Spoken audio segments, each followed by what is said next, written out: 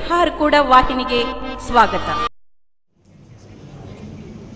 ಆತ್ಮೀಯರೇ, Siddhalingeshwara book depot ಮತ್ತು ಪ್ರಕಾಶನ ಬಸವ ಪ್ರಕಾಶನ, ಸಿದ್ಧಲಿಂಗೇಶ್ವರ ಪ್ರಕಾಶನ ಕಲಬುರಗಿ ಈ ಮೂರು ಸಂಸ್ಥೆಗಳ ವತಿಯಿಂದ ಹೊರತಂದಿರುವಂತಹ 131 ಗ್ರಂಥಗಳ ಲೋಕಾರ್ಪಣೆ ಸಮಾರಂಭ, ಜೊತೆಗೆ ಈ ಸಂಸ್ಥೆಯ 48ನೇ ವಾರ್ಷಿಕೋತ್ಸವ ಸಮಾರಂಭವನ್ನ ಇವತ್ತು ಹಮ್ಮಿಕೊಳ್ಳಲಾಗಿದೆ. ಈ ಒಂದು ಕಾರ್ಯಕ್ರಮವನ್ನ ವಿದ್ಯುಕ್ತವಾಗಿ ಪ್ರಾರ್ಥನಾ ಗೀತೆಯೊಂದಿಗೆ ಪ್ರಾರಂಭಿಸಲಾಗುತ್ತದೆ. ಪ್ರಾರ್ಥನಾ ಗೀತೆಯನ್ನ ಸಿದ್ಧಲಿಂಗೇಶ್ವರ ಪ್ರಕಾಶನ ಸಂಸ್ಥೆಯಲ್ಲಿ ಕೆಲಸವನ್ನ ನಿರ್ವಹಿಸುತ್ತಿರುವಂತಹ ಸಿಬ್ಬಂದಿಗಳು ಬಂದು ನಡೆಸಿಕೊಡಬೇಕು ಅಂತ ಹೇಳಿ ವಿನಂತಿಸ್ತೇನೆ. ಜೋಗದ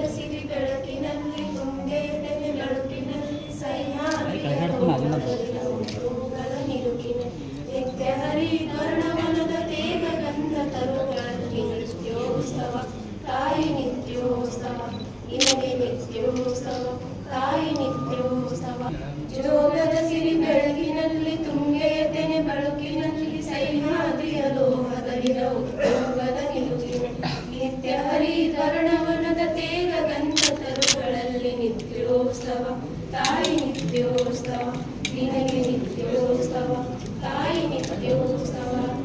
ಮಗವೆಂಬದ ಹಿರಿಮೆಯೇ ಕುಲವೆಂಬದ ಗರಿಮೆ ಸದ್ವಿಕಾಶಶೀಲ ನುಡಿಯ ಲೋಕಾಮೃತ ಸೀಮೆ ಈ ವತ್ಸರ ನಿರ್ವಸ್ತರ ಮನದುದಾರ ನಿತ್ಯೋತ್ಸವ ನಿನಗೆ ನಿತ್ಯೋತ್ಸವ ತಾಯಿ ನಿತ್ಯೋತ್ಸವ. ಯೋಗದ ಸಿರಿ ಬೆಳಕಿನಲ್ಲಿ ತುಂಗೆಯ ತೆರೆ ಕಳುಪಿನಲ್ಲಿ ಸಹ್ಯಾದ್ರಿಯ ಲೋಹದಲ್ಲಿನ ಉತ್ತುಂಗದ ನಿಲುಕಿನ ನಿತ್ಯ ಹರಿದ್ವರ್ಣವನದ ತೇಗ ಕಂಡ ತರುಗಳಲ್ಲಿ ನಿತ್ಯೋತ್ಸವ ತಾಯಿ ನಿತ್ಯೋತ್ಸವ ನಿತ್ಯೋತ್ಸವ ನಿನಗೆ ನಿತ್ಯೋತ್ಸವ ತಾಯಿ ನಿತ್ಯೋತ್ಸವ. ಧನ್ಯವಾದಗಳು. ಪ್ರಾರ್ಥನೆಯನ್ನ ಪ್ರಸ್ತುತಪಡಿಸಿರುವಂತಹ ಸಿದ್ಧಲಿಂಗೇಶ್ವರ ಪ್ರಕಾಶನದ ಸಿಬ್ಬಂದಿ ವರ್ಗದವರಿಗೆ ತುಂಬ ಹೃದಯದ ಧನ್ಯವಾದಗಳು. ಈಗ ಕಾರ್ಯಕ್ರಮಕ್ಕೆ ಆಗಮಿಸಿರುವಂತಹ ಗಣ್ಯರನ್ನ ಮತ್ತು ತಮ್ಮೆಲ್ಲರನ್ನ ಸ್ವಾಗತಿಸಲಿದ್ದಾರೆ. ಈ ಸಂಸ್ಥೆಯ ಶ್ರೀ ಬಸವರಾಜ್ ಕೊನೆಕ್ ಅವರ ಕಿರಿಯ ಸೊಸೆ, ಕರ್ನಾಟಕ ಕೇಂದ್ರೀಯ ವಿಶ್ವವಿದ್ಯಾಲಯದ ಸಹಾಯಕ ಪ್ರಾಧ್ಯಾಪಕಿಯಾಗಿರ್ತಕ್ಕಂಥ ಡಾಕ್ಟರ್ ಶೈಲಜಾ ಕೊನೆಕ್ ಅವರು.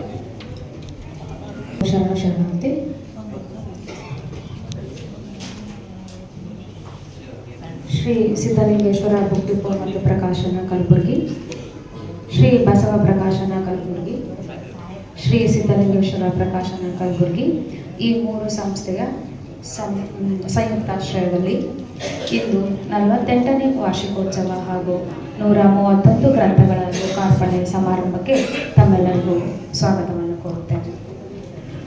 ಈ ಕಾರ್ಯಕ್ರಮದ ದಿವ್ಯ ಸಾನ್ನಿಧ್ಯವನ್ನು ವಹಿಸಿರುವ ಪರಮ ಪೂಜ್ಯರಾದ ಶಿವಬ್ರ ಡಾಕ್ಟರ್ ಚನ್ವೀರ್ ಶಿವಾಚಾರ್ಯರು, ಸಂಸ್ಥಾನ ಹಿರೇಮಠ ಸುಕ್ಷೇತ್ರ ಹಾರ್ಮೂರ್ ಇವರ ಚರಣ ಕಮಲಗಳಿಗೆ ನಮಸ್ಕರಿಸುತ್ತಾ ಅವರಿಗೆ ಈ ಸಮಾರಂಭಕ್ಕೆ ಸ್ವಾಗತವನ್ನು ಕೋರುತ್ತೇನೆ.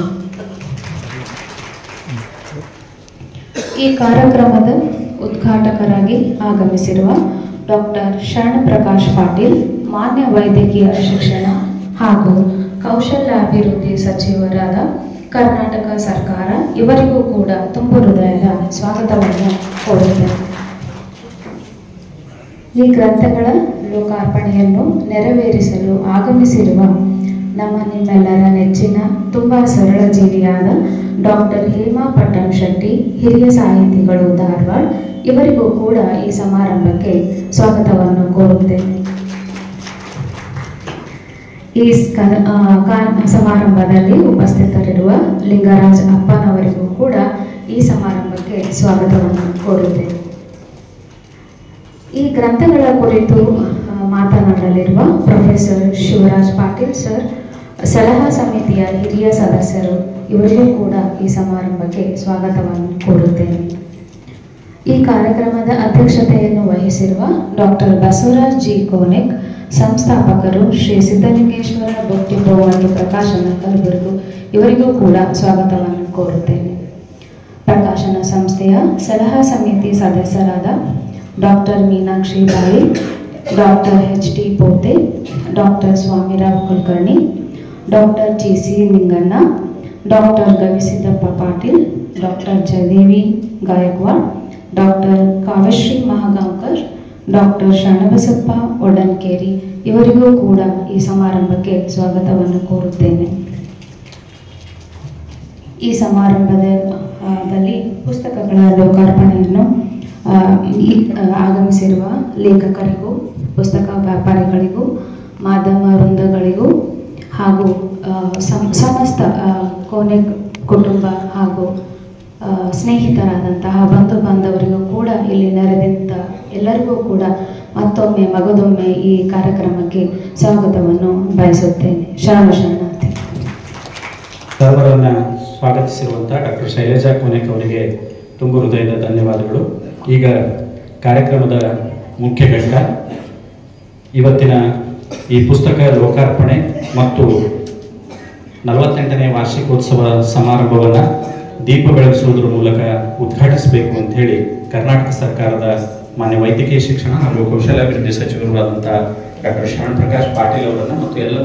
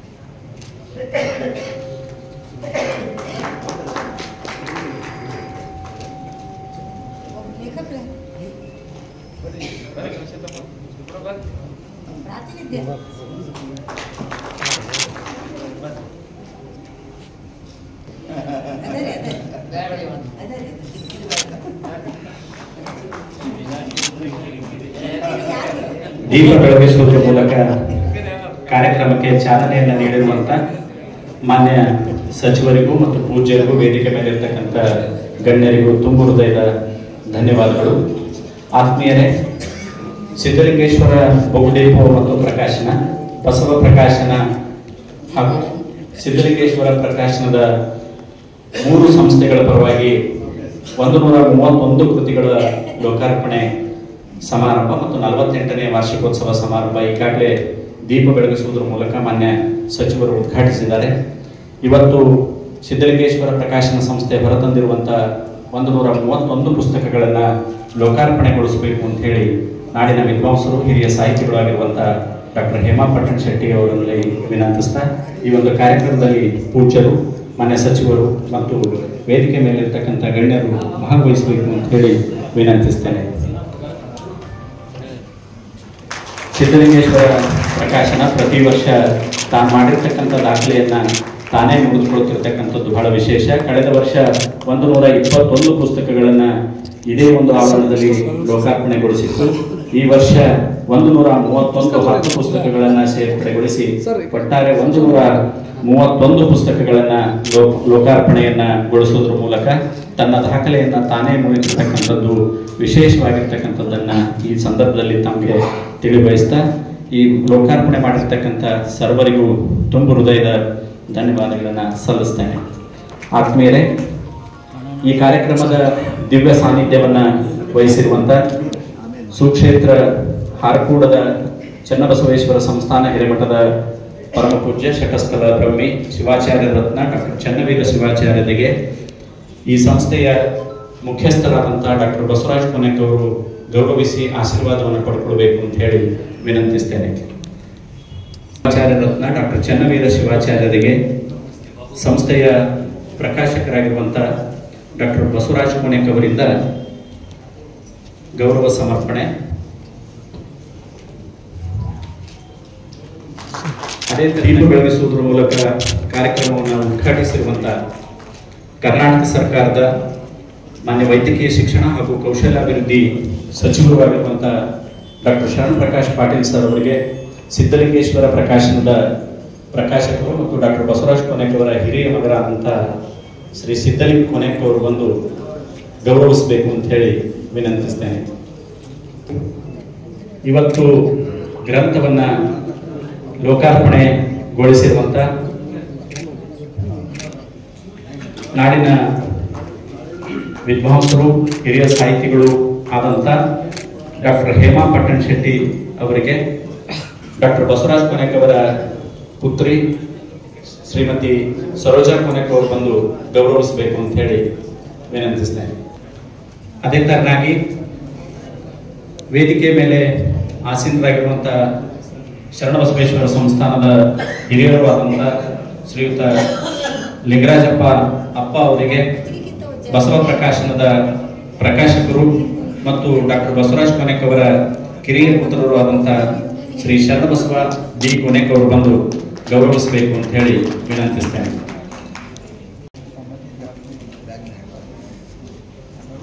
ಅದೇ ತರನಾಗಿ ವೇದಿಕೆ ಮೇಲೆ ಆಸೀನರಾಗಿರುವಂಥ ಮತ್ತು ಇವತ್ತು ಬಿಡುಗಡೆಗೊಂಡಿರತಕ್ಕಂಥ ಒಟ್ಟಾರೆ ಪುಸ್ತಕಗಳ ಕುರಿತು ಮಾತನಾಡಲಿರುವಂಥ ನಮ್ಮ ಸಲಹಾ ಸಮಿತಿಯ ಹಿರಿಯ ಸದಸ್ಯರಾಗಿರುವಂತಹ ಪ್ರೊಫೆಸರ್ ಶಿವರಾಜ್ ಪಾಟೀಲ್ ಅವರಿಗೆ ಡಾಕ್ಟರ್ ಸ್ವಾಮಿರಾವ್ ಕುಲಕರ್ಣಿ ಸರ್ ಅವರು ಬಂದು ಗೌರವಿಸಬೇಕು ಅಂತ ಹೇಳಿ ವಿನಂತಿಸ್ತೇನೆ.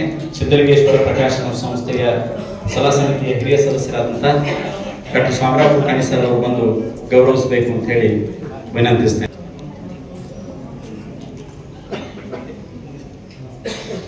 ಅದೇ ತರನಾಗಿ ಈ ಒಂದು ಕಾರ್ಯಕ್ರಮದ ಅಧ್ಯಕ್ಷತೆಯನ್ನು ವಹಿಸಿರುವಂತಹ ಸಿದ್ಧಲಿಂಗೇಶ್ವರ ಬುಕ್ ಡಿಪೋ ಮತ್ತು ಪ್ರಕಾಶನದ ಸಂಸ್ಥಾಪಕರು ಆಗಿರುವಂಥ ಡಾಕ್ಟರ್ ಬಸವರಾಜ್ ಕೊನೆಕ್ ಅವರಿಗೆ ಸಲಹಾ ಸಮಿತಿಯ ಇನ್ನೋರ್ವ ಸದಸ್ಯರಾಗಿರುವಂಥ ಡಾಕ್ಟರ್ ಸಿ ನಿಂಗಣ್ಣ ಅವರು ಬಂದು ಗೌರವಿಸಬೇಕು ಅಂತ ಹೇಳಿ ವಿನಂತಿ. ಡಾಕ್ಟರ್ ಸಿ ನಿಂಗಣ್ಣ ಅವರಿಂದ ಸನ್ಮಾನ.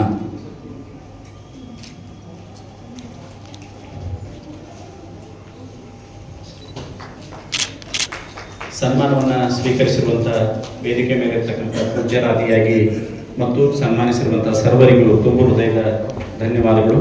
ಈ ಕಾರ್ಯಕ್ರಮದ ಕುರಿತು ಪ್ರಾಸ್ತಾವಿಕ ನುಡಿಗಳನ್ನು ನಮ್ಮ ಸಿದ್ಧಲಿಂಗೇಶ್ವರ ಪ್ರಕಾಶನ ಸಂಸ್ಥೆಯ ಸಲಹಾ ಸಮಿತಿಯ ಹಿರಿಯ ಸದಸ್ಯರಾಗಿರುವಂಥ ಡಾಕ್ಟರ್ ಗವಿಸಿದ್ದಪ್ಪ ಪಾಟೀಲ್ ಅವರು ಬಂದು ಪ್ರಾಸ್ತಾವಿಕ ಮಾತುಗಳನ್ನು ಆಡಬೇಕು ಅಂತ ಹೇಳಿ ವಿನಂತಿಸ್ತೇನೆ.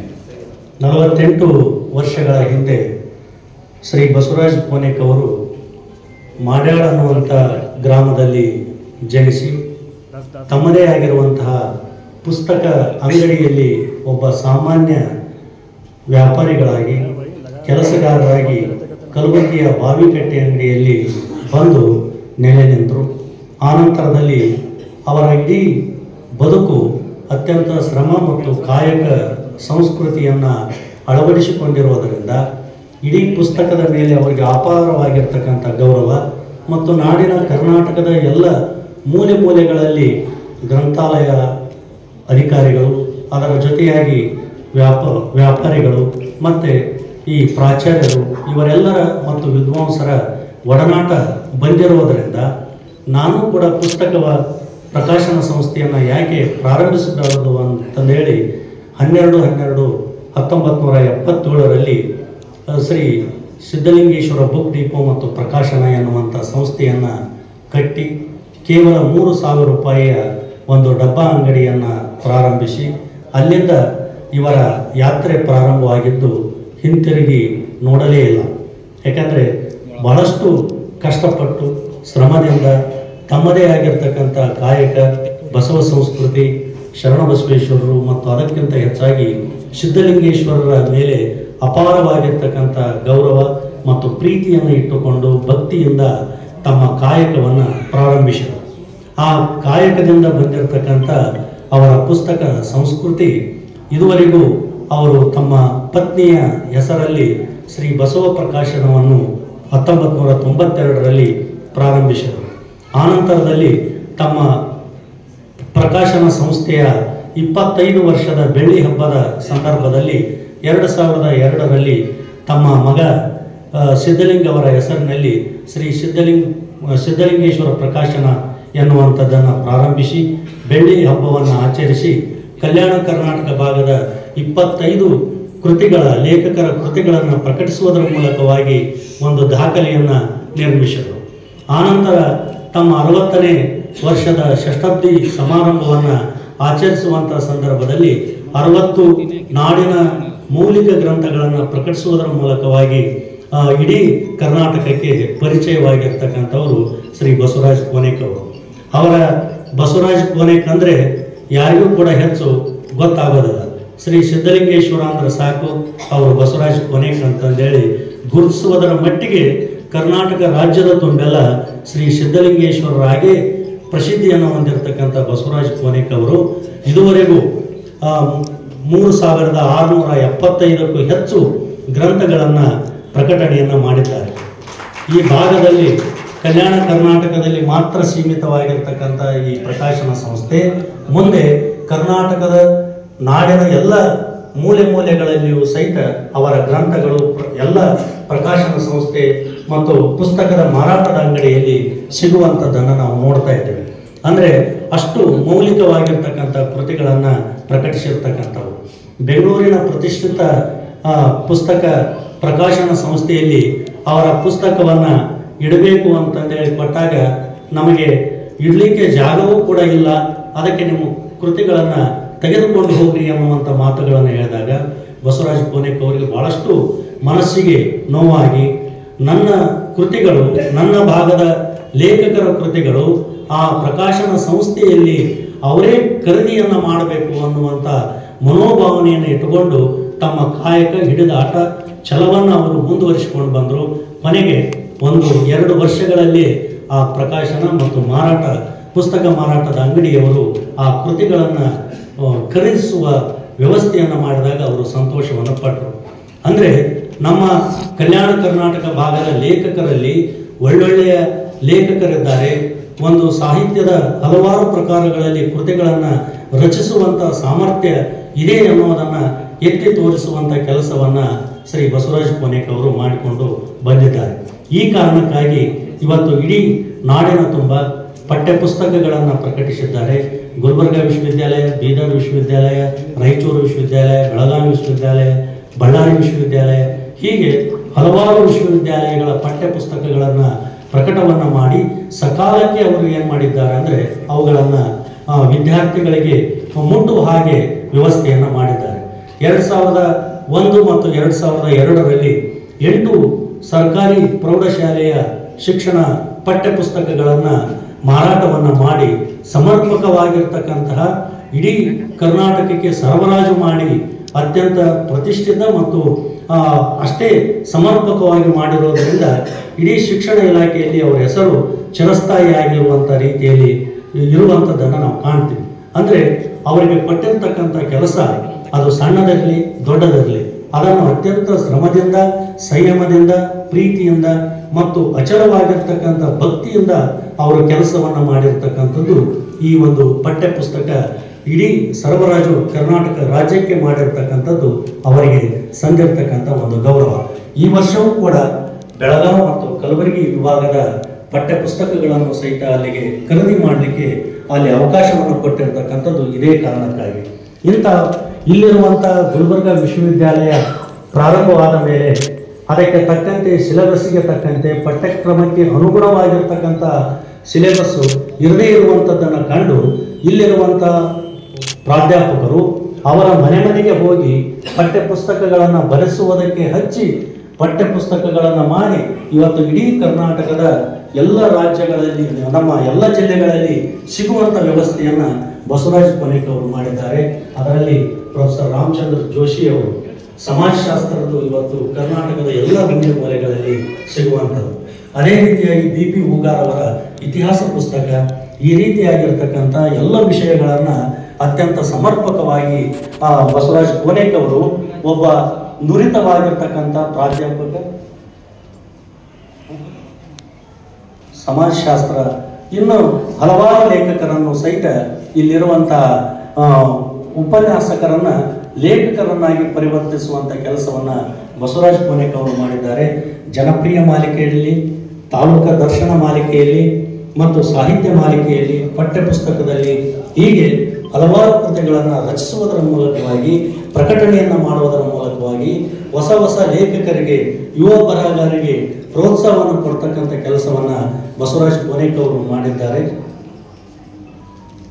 ಬಾಗಲಕೋಟೆಯಿಂದಲೂ ಕೂಡ ಪ್ರಶಾಂತ್ ಎನ್ನುವಂಥವರು ಸಮಾಜಶಾಸ್ತ್ರದಲ್ಲಿಯೂ ಕೂಡ ರಚನೆಯನ್ನು ಮಾಡಿರ್ತಕ್ಕಂಥ ಒಬ್ಬ ನುರಿತ ಉಪನ್ಯಾಸಕರಾಗಿದ್ದಾರೆ.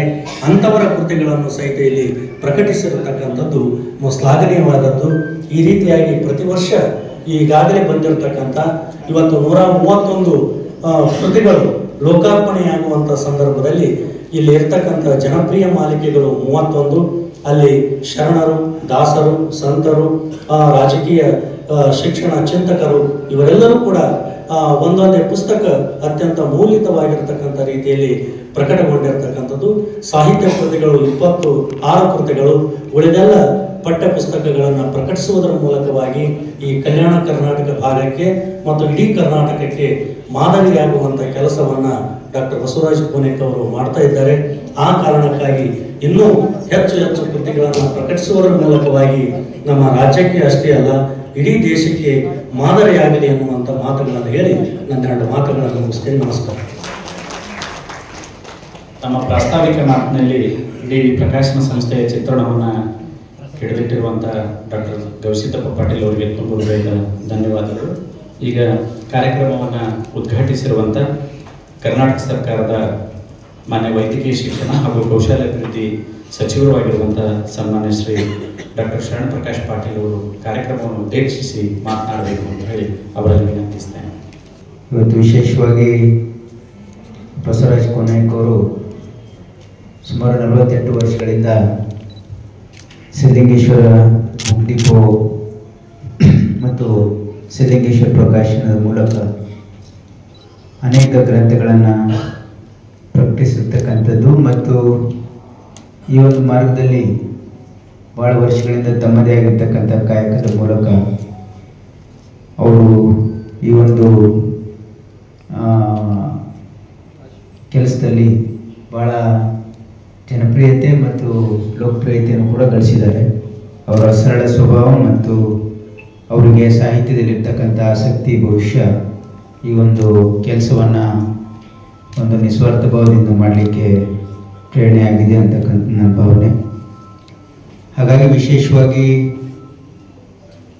ನಮ್ಮ ಹಿಂದಿನ ಪೀಳಿಗೆ ಸಾಹಿತ್ಯದಲ್ಲಿ ಭಾಳ ಆಸಕ್ತಿ, ಪುಸ್ತಕಗಳ ಮೇಲೆ ಪ್ರೇಮ, ಅದು ಮುಂದಿನ ಪೀಳಿಗೆ ಹೇಗೆ ಅದನ್ನು ತಗೊಳ್ತದೆ ಅಂತಕ್ಕಂಥದ್ದು ಒಂದು ಭಾಳ ದೊಡ್ಡ ಒಂದು ಚಾಲೆಂಜ್ ಆಗಿದೆ. ಯಾಕಂದರೆ ಈ ಪುಸ್ತಕಗಳನ್ನು ಓದ್ತಕ್ಕಂಥದ್ದು ಬಹುಶಃ ಈ ನೆಕ್ಸ್ಟ್ ಜನ್ರೇಷನ್ ಅವರು ಪುಸ್ತಕಗಳ ಮೇಲೆ ಅವರಿಗೆ ಮೋಹ ಇಲ್ಲ, ಅಂದರೆ ವ್ಯಾಮೋಹನೂ ಇಲ್ಲ, ಆಸಕ್ತಿನೂ ಅಷ್ಟು ಕಡಿಮೆ ಆಗಿದೆ ಭಾಳಷ್ಟು. ಅವರೇನಂದರೆ ಭಾಳ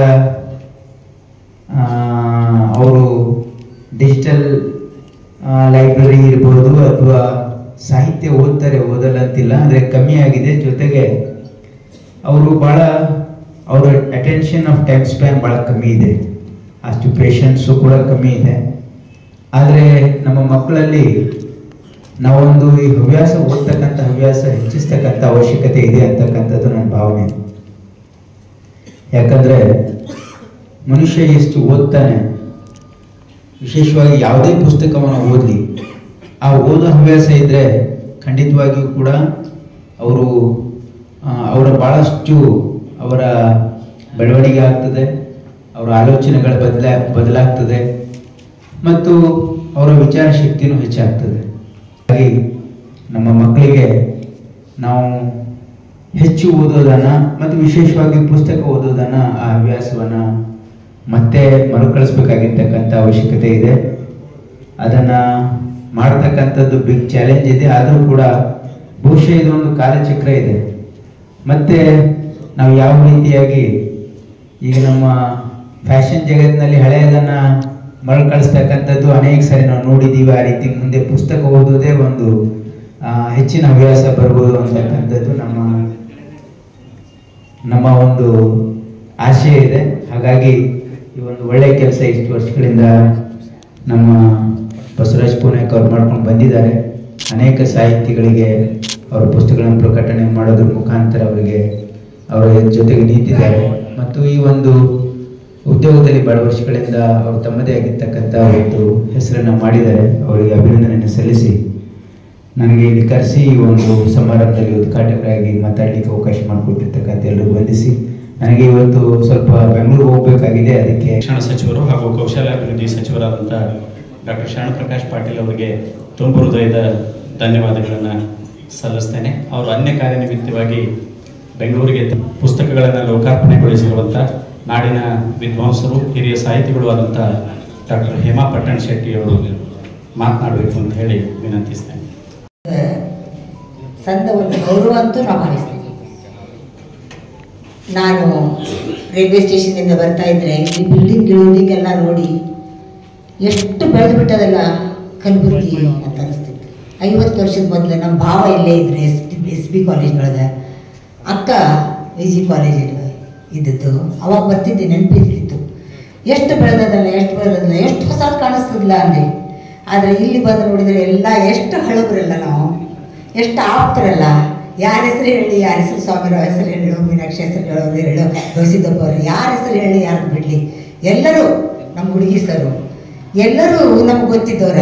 ನಮ್ಮ ಹಳೆ ಬಳಗನ 47ರಲ್ಲಿ ಇದ್ರಡಿ ಅದು ಬಂದಂಥ ಬೆಳಗ್ಗೆ ಬಂದಂಥ ಹೆಜ್ಜೆ ಗುರುತನ್ನು ಗೌಸಿದ್ದಪ್ಪನವ್ರು ಭಾಳ ಚೆಂದಾಗಿ ಹೇಳಿದರು.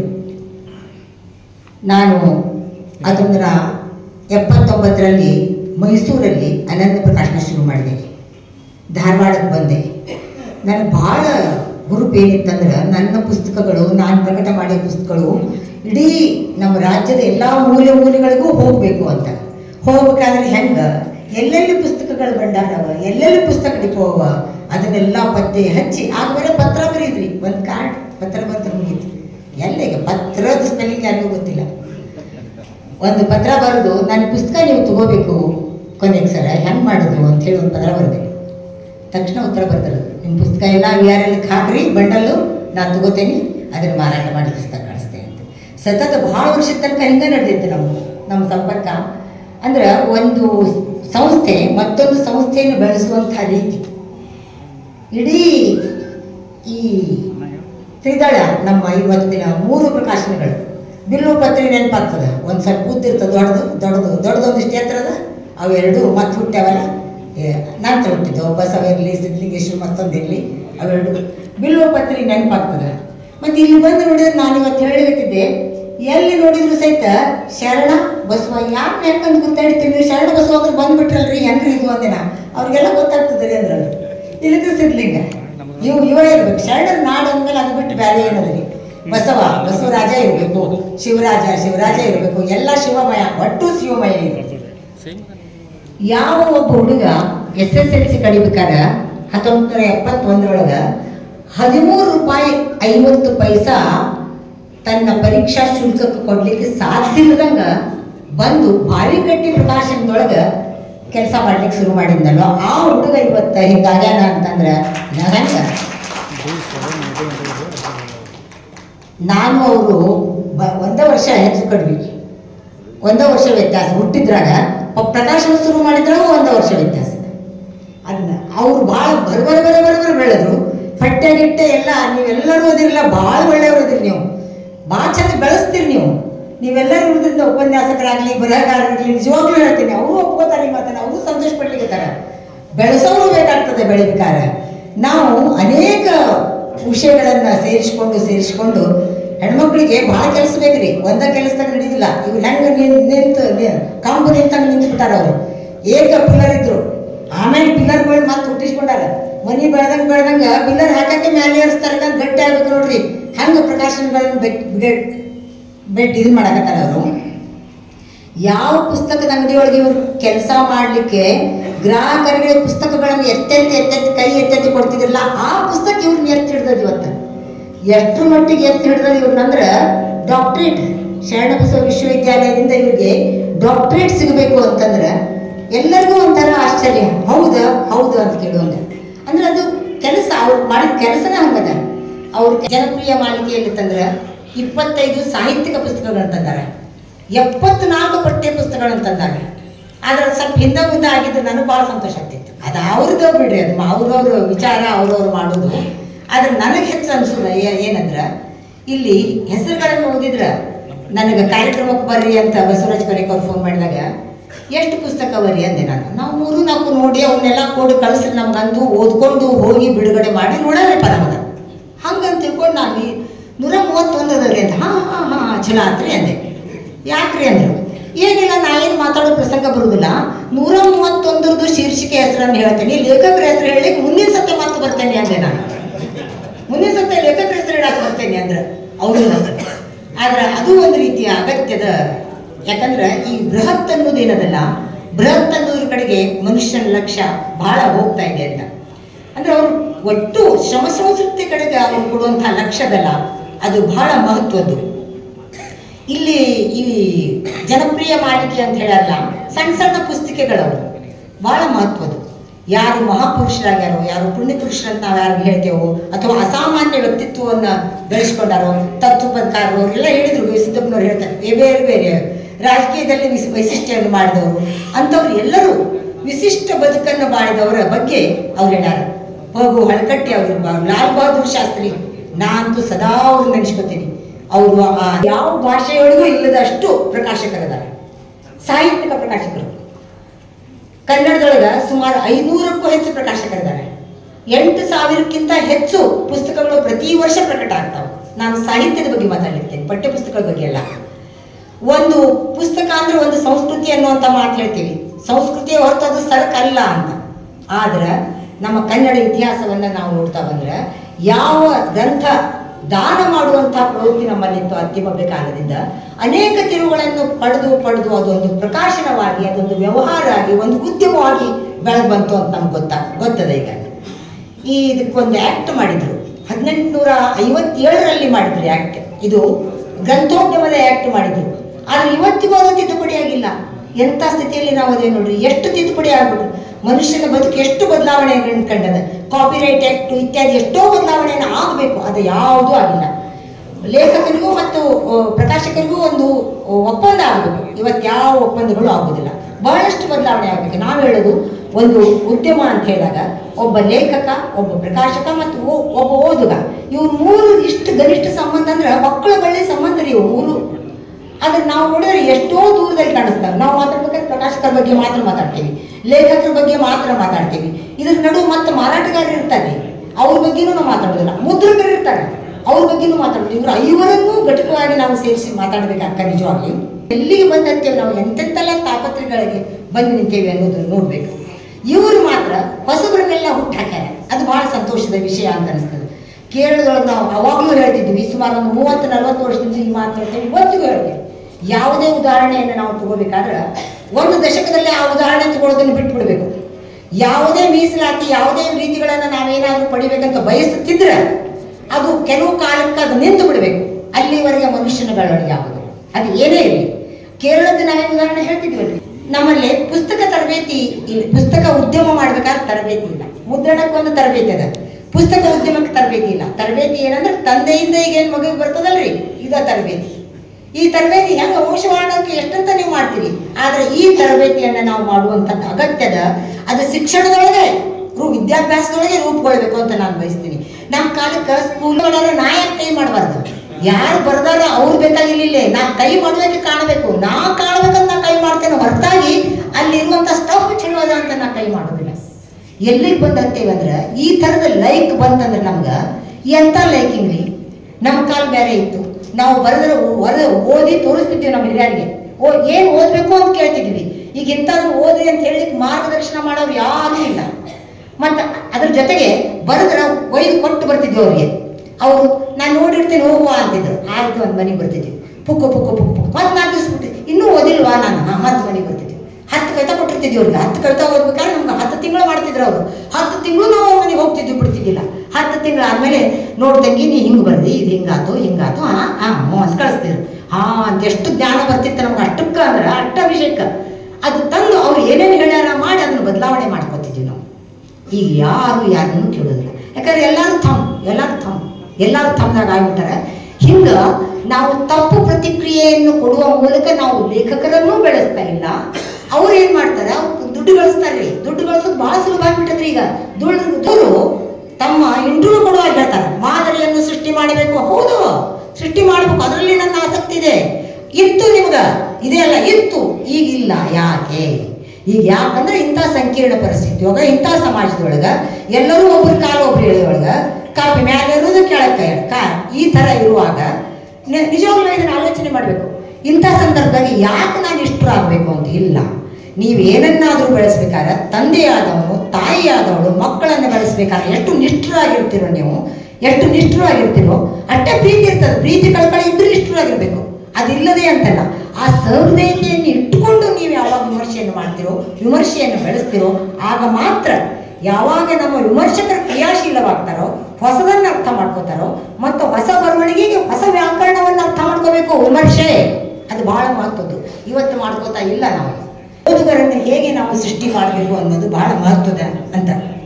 ಅದಕ್ಕೆ ಇಂಥವರ ಕಾರ್ಯವನ್ನು ನಾವು ಬೇರೆಯವರಿಗೆ ತೋರಿಸೋದ್ರಿಂದ ಇವರು ಯುವ ಪೀಳಿಗೆಗೆ ಒಂದು ರೀತಿಯಿಂದ ಮಾದರಿ ಆಗ್ತಾರೆ, ಪ್ರೇರಣಾದಾಯಕ ಆಗ್ತಾರೆ. ಆದ್ದರಿಂದ ಇವರ ಇಡೀ ಬದುಕು ಒಂದು ರೀತಿಯಿಂದ ಅಪರೂಪದ್ದು. ಕೊನೆಯವರ ಬದುಕು ಅಪರೂಪದ್ದು, ಅಭಿನಂದನಾರ್ಹವಾದದ್ದು ಅಂತ ಹೇಳಿದ್ರೆ ಅತಿಶಯೋಕ್ತಿ ಆಗುವುದಿಲ್ಲ. ಮಾತನಾಡಿರುವಂಥ ಡಾಕ್ಟರ್ ಹೇಮಾ ಪಟ್ಟಣ ಶೆಟ್ಟಿ ಮೇಡಮ್ ಅವರಿಗೆ ಧನ್ಯವಾದಗಳು. ಪರಮ ಪೂಜ್ಯರಾದಂಥ ಸುಕ್ಷೇತ್ರ ಹಾರಕೂಟ ಸಂಸ್ಥಾನ ಹಿರೇಮಠದ ಶಟಸ್ಥಲ ಬ್ರಹ್ಮಿ ಡಾಕ್ಟರ್ ಚನ್ನವೀರ ಶಿವಾಚಾರ್ಯರು ಆಶೀರ್ವಚನವನ್ನು ನೀಡ್ತಾರೆ. ನಂತರ ಸನ್ಮಾನ ಕಾರ್ಯಕ್ರಮ ನಡೀತದೆ. ಗ್ರಂಥ ಕುರಿತು ಮಾತುಗಳಿರ್ತವೆ. ಶ್ರೀಯುತ ಪೂಜ್ಯರು ಆಶೀರ್ವಚನವನ್ನು ನೀಡಬೇಕು ಅಂತೇಳಿ ವಿನಂತಿಸ್ತಾರೆ. ಓಂ ಪೂರ್ಣಮದ ಪೂರ್ಣಮಿದಂ ಪೂರ್ಣಾತ್ ಪೂರ್ಣಮುದಚ್ಯತೆ ಪೂರ್ಣಸ್ಯ ಪೂರ್ಣಮಾದಾಯ ಪೂರ್ಣಮೇವಾವಶಿಷ್ಯತೆ. ಓಂ ಶಾಂತಿ ಶಾಂತಿ ಶಾಂತಿ. ಕಾಯದೊಳಗುರುಲಿಂಗ ಜಂಗಮ ತಾಯತ್ವ ನರಿಯಲ್ ಸುಲಭೋಪಾಯದಿಂದಿದರಿಟ್ಟು ಸ್ಥಳಕ್ಕೆ ಗೃಹಾಗಿ ದಾಯದೋರಿ ಸಮಸ್ತ ಭಕ್ತರಿ ಕಾಯವನ್ನು ಪಾವನವ ಮಾಡಿದ ರಾಯ ಪೂರ್ವಾಚಾರ್ಯ ಸಂಗನ ಬಸವ ಶರಣಾರ್ಥಿ. ಪರಮ ಪೂಜ್ಯ ಸದ್ಗುರುವಿನನ್ನು ಸ್ಮರಿಸಿಕೊಂಡು ವಿಶ್ವಜ್ಯೋತಿ ಮಹಾಮಾನವತಾವಾದಿ ಮಹಾತ್ಮ ಬಸವೇಶ್ವರರ ಶ್ರೀಚರಣಕ್ಕೆ ಅನಂತ ಕೋಟಿ ಪ್ರಣಾಮಗಳನ್ನು ಸಮರ್ಪಿಸಿ, ಕಲಬುರಗಿ ಮಹಾನಗರದ ನಮ್ಮ ನಿಮ್ಮೆಲ್ಲರ ಆರಾಧ್ಯ ದೇವರಾಗಿರುವಂತಹ ಪರಮ ಪೂಜ್ಯ ಮಹಾದಾಸೋಹಿ ಶ್ರೀ ಶರಣಬಸವೇಶ್ವರರ ದಿವ್ಯ ಸನ್ನಿಧಿಗೆ ಅನಂತ ಕೋಟಿ ಪ್ರಣಾಮಗಳನ್ನು ಸಮರ್ಪಿಸಿ, ಶ್ರೀ ಸಿದ್ಧಲಿಂಗೇಶ್ವರ ಬುಕ್ ಡಿಪೋ ಮತ್ತು ಪ್ರಕಾಶನ ಸಂಸ್ಥೆ ಕಲಬುರಗಿ, ಶ್ರೀ ಬಸವ ಪ್ರಕಾಶನ ಕಲಬುರಗಿ, ಶ್ರೀ ಸಿದ್ಧಲಿಂಗೇಶ್ವರ ಪ್ರಕಾಶನ ಕಲಬುರಗಿ ಇವರ ವತಿಯಿಂದ ಹಮ್ಮಿಕೊಂಡಿರುವಂತಹ ಅತ್ಯಂತ ಶ್ರದ್ಧೆ ಭಕ್ತಿಯಿಂದ ಹಮ್ಮಿಕೊಂಡಿರುವಂತಹ ಈ ಒಂದು 48ನೆಯ ವಾರ್ಷಿಕೋತ್ಸವ ಹಾಗೂ 131 ಅತ್ಯಂತ ಮೌಲಿಕ ಗ್ರಂಥಗಳ ಲೋಕಾರ್ಪಣೆಯ ಸಮಾರಂಭದ ಇಂದಿನ ಪವಿತ್ರ ಪ್ರಸಂಗದಲ್ಲಿ ಆಗಮಿಸಿ ತಮ್ಮ ಅಮೃತ ಹಸ್ತದಿಂದ ಉದ್ಘಾಟನೆಯನ್ನು ಮಾಡಿ ನಿರ್ಗಮಿಸಿರುವಂತಹ ಡಾಕ್ಟರ್ ಶರಣಪ್ರಕಾಶ್ ಪಾಟೀಲ್ ಅವರೇ, ಗ್ರಂಥಗಳ ಲೋಕಾರ್ಪಣೆಯನ್ನು ಮಾಡಿ ಅನುಭವಪೂರ್ಣವಾಗಿರುವಂತಹ ಮತ್ತು ವೈಚಾರಿಕ ಪ್ರಜ್ಞೆಯಿಂದ ಕೂಡಿರುವಂತಹ ಮಾತುಗಳಿಂದ ನಿಮ್ಮೆಲ್ಲರ ಮನವನ್ನು ತಣಿಸಿರುವಂತಹ ಮಾತೆ ಡಾಕ್ಟರ್ ಹೇಮಾ ಪಟ್ಟಣ ಶೆಟ್ಟಿಯವರೇ, ಗ್ರಂಥಗಳ ಕುರಿತು ಮಾತನಾಡಲು ಆಗಮಿಸಿರುವಂತಹ ನಮ್ಮ ಭಾಗದ ಅತ್ಯಂತ ಹಿರಿಯ ವಾಗ್ಮಿಗಳು, ಅನುಭಾವಿಗಳು, ಹಿರಿಯರಾಗಿರುವಂತಹ ಪ್ರೊಫೆಸರ್ ಶಿವರಾಜ್ ಪಾಟೀಲ್ ಅವರೇ, ಕಾರ್ಯಕ್ರಮದ ಘನ ಅಧ್ಯಕ್ಷತೆಯನ್ನು ವಹಿಸಿರುವಂತಹ ಶ್ರೀ ಬಸವರಾಜಿ ಕೊನೇಕರ್ ಅವರೇ, ಅಪ್ಪ ಅವರೇ ಮತ್ತು ಪ್ರಕಾಶನ ಸಂಸ್ಥೆಯ ಸಲಹಾ ಸಮಿತಿಯ ಸದಸ್ಯರಾಗಿ ಆಗಮಿಸಿರುವಂತಹ ಶ್ರೀ ಮೀನಾಕ್ಷಿ ಬಾಳಿಯವರೇ, ಸ್ವಾಮಿರಾವ್ ಕುಲಕರ್ಣಿಯವರೇ, ಡಾಕ್ಟರ್ ಗೌಸಿದ್ದಪ್ಪ ಪಾಟೀಲ್ ಅವರೇ, ಶ್ರೀ ಶರಣಬಸಪ್ಪ ವಡ್ಡಲಕೇರಿಯವರೇ, ಎಲ್ಲ ಅನುಭಾವಿಗಳೇ, ಅತ್ಯಂತ ಪ್ರೀತಿಯಿಂದ ಆಗಮಿಸಿರುವಂತಹ ಎಲ್ಲ ಅನುಭಾವಿಗಳೇ, ಹಿರಿಯರೇ, ಮಾತೆಯರೇ, ಮಕ್ಕಳು, ನಿಮ್ಮೆಲ್ಲರ ಹೃದಯ ಮಂದಿರದಲ್ಲಿರುವಂತಹ ಪರಮಾತ್ಮನ ಶ್ರೀ ಚರಣಕ್ಕೆ ಶರಣಾರ್ಥಿ. ಇಂದಿನ ಈ ಒಂದು ಭವ್ಯ ಪ್ರಸಂಗವನ್ನು, ಪರ್ವಕಾಲವನ್ನು ನೋಡಿದಾಗ ಬಹಳ ಸಂತೋಷ ಅನಿಸ್ತಾ ಇದೆ.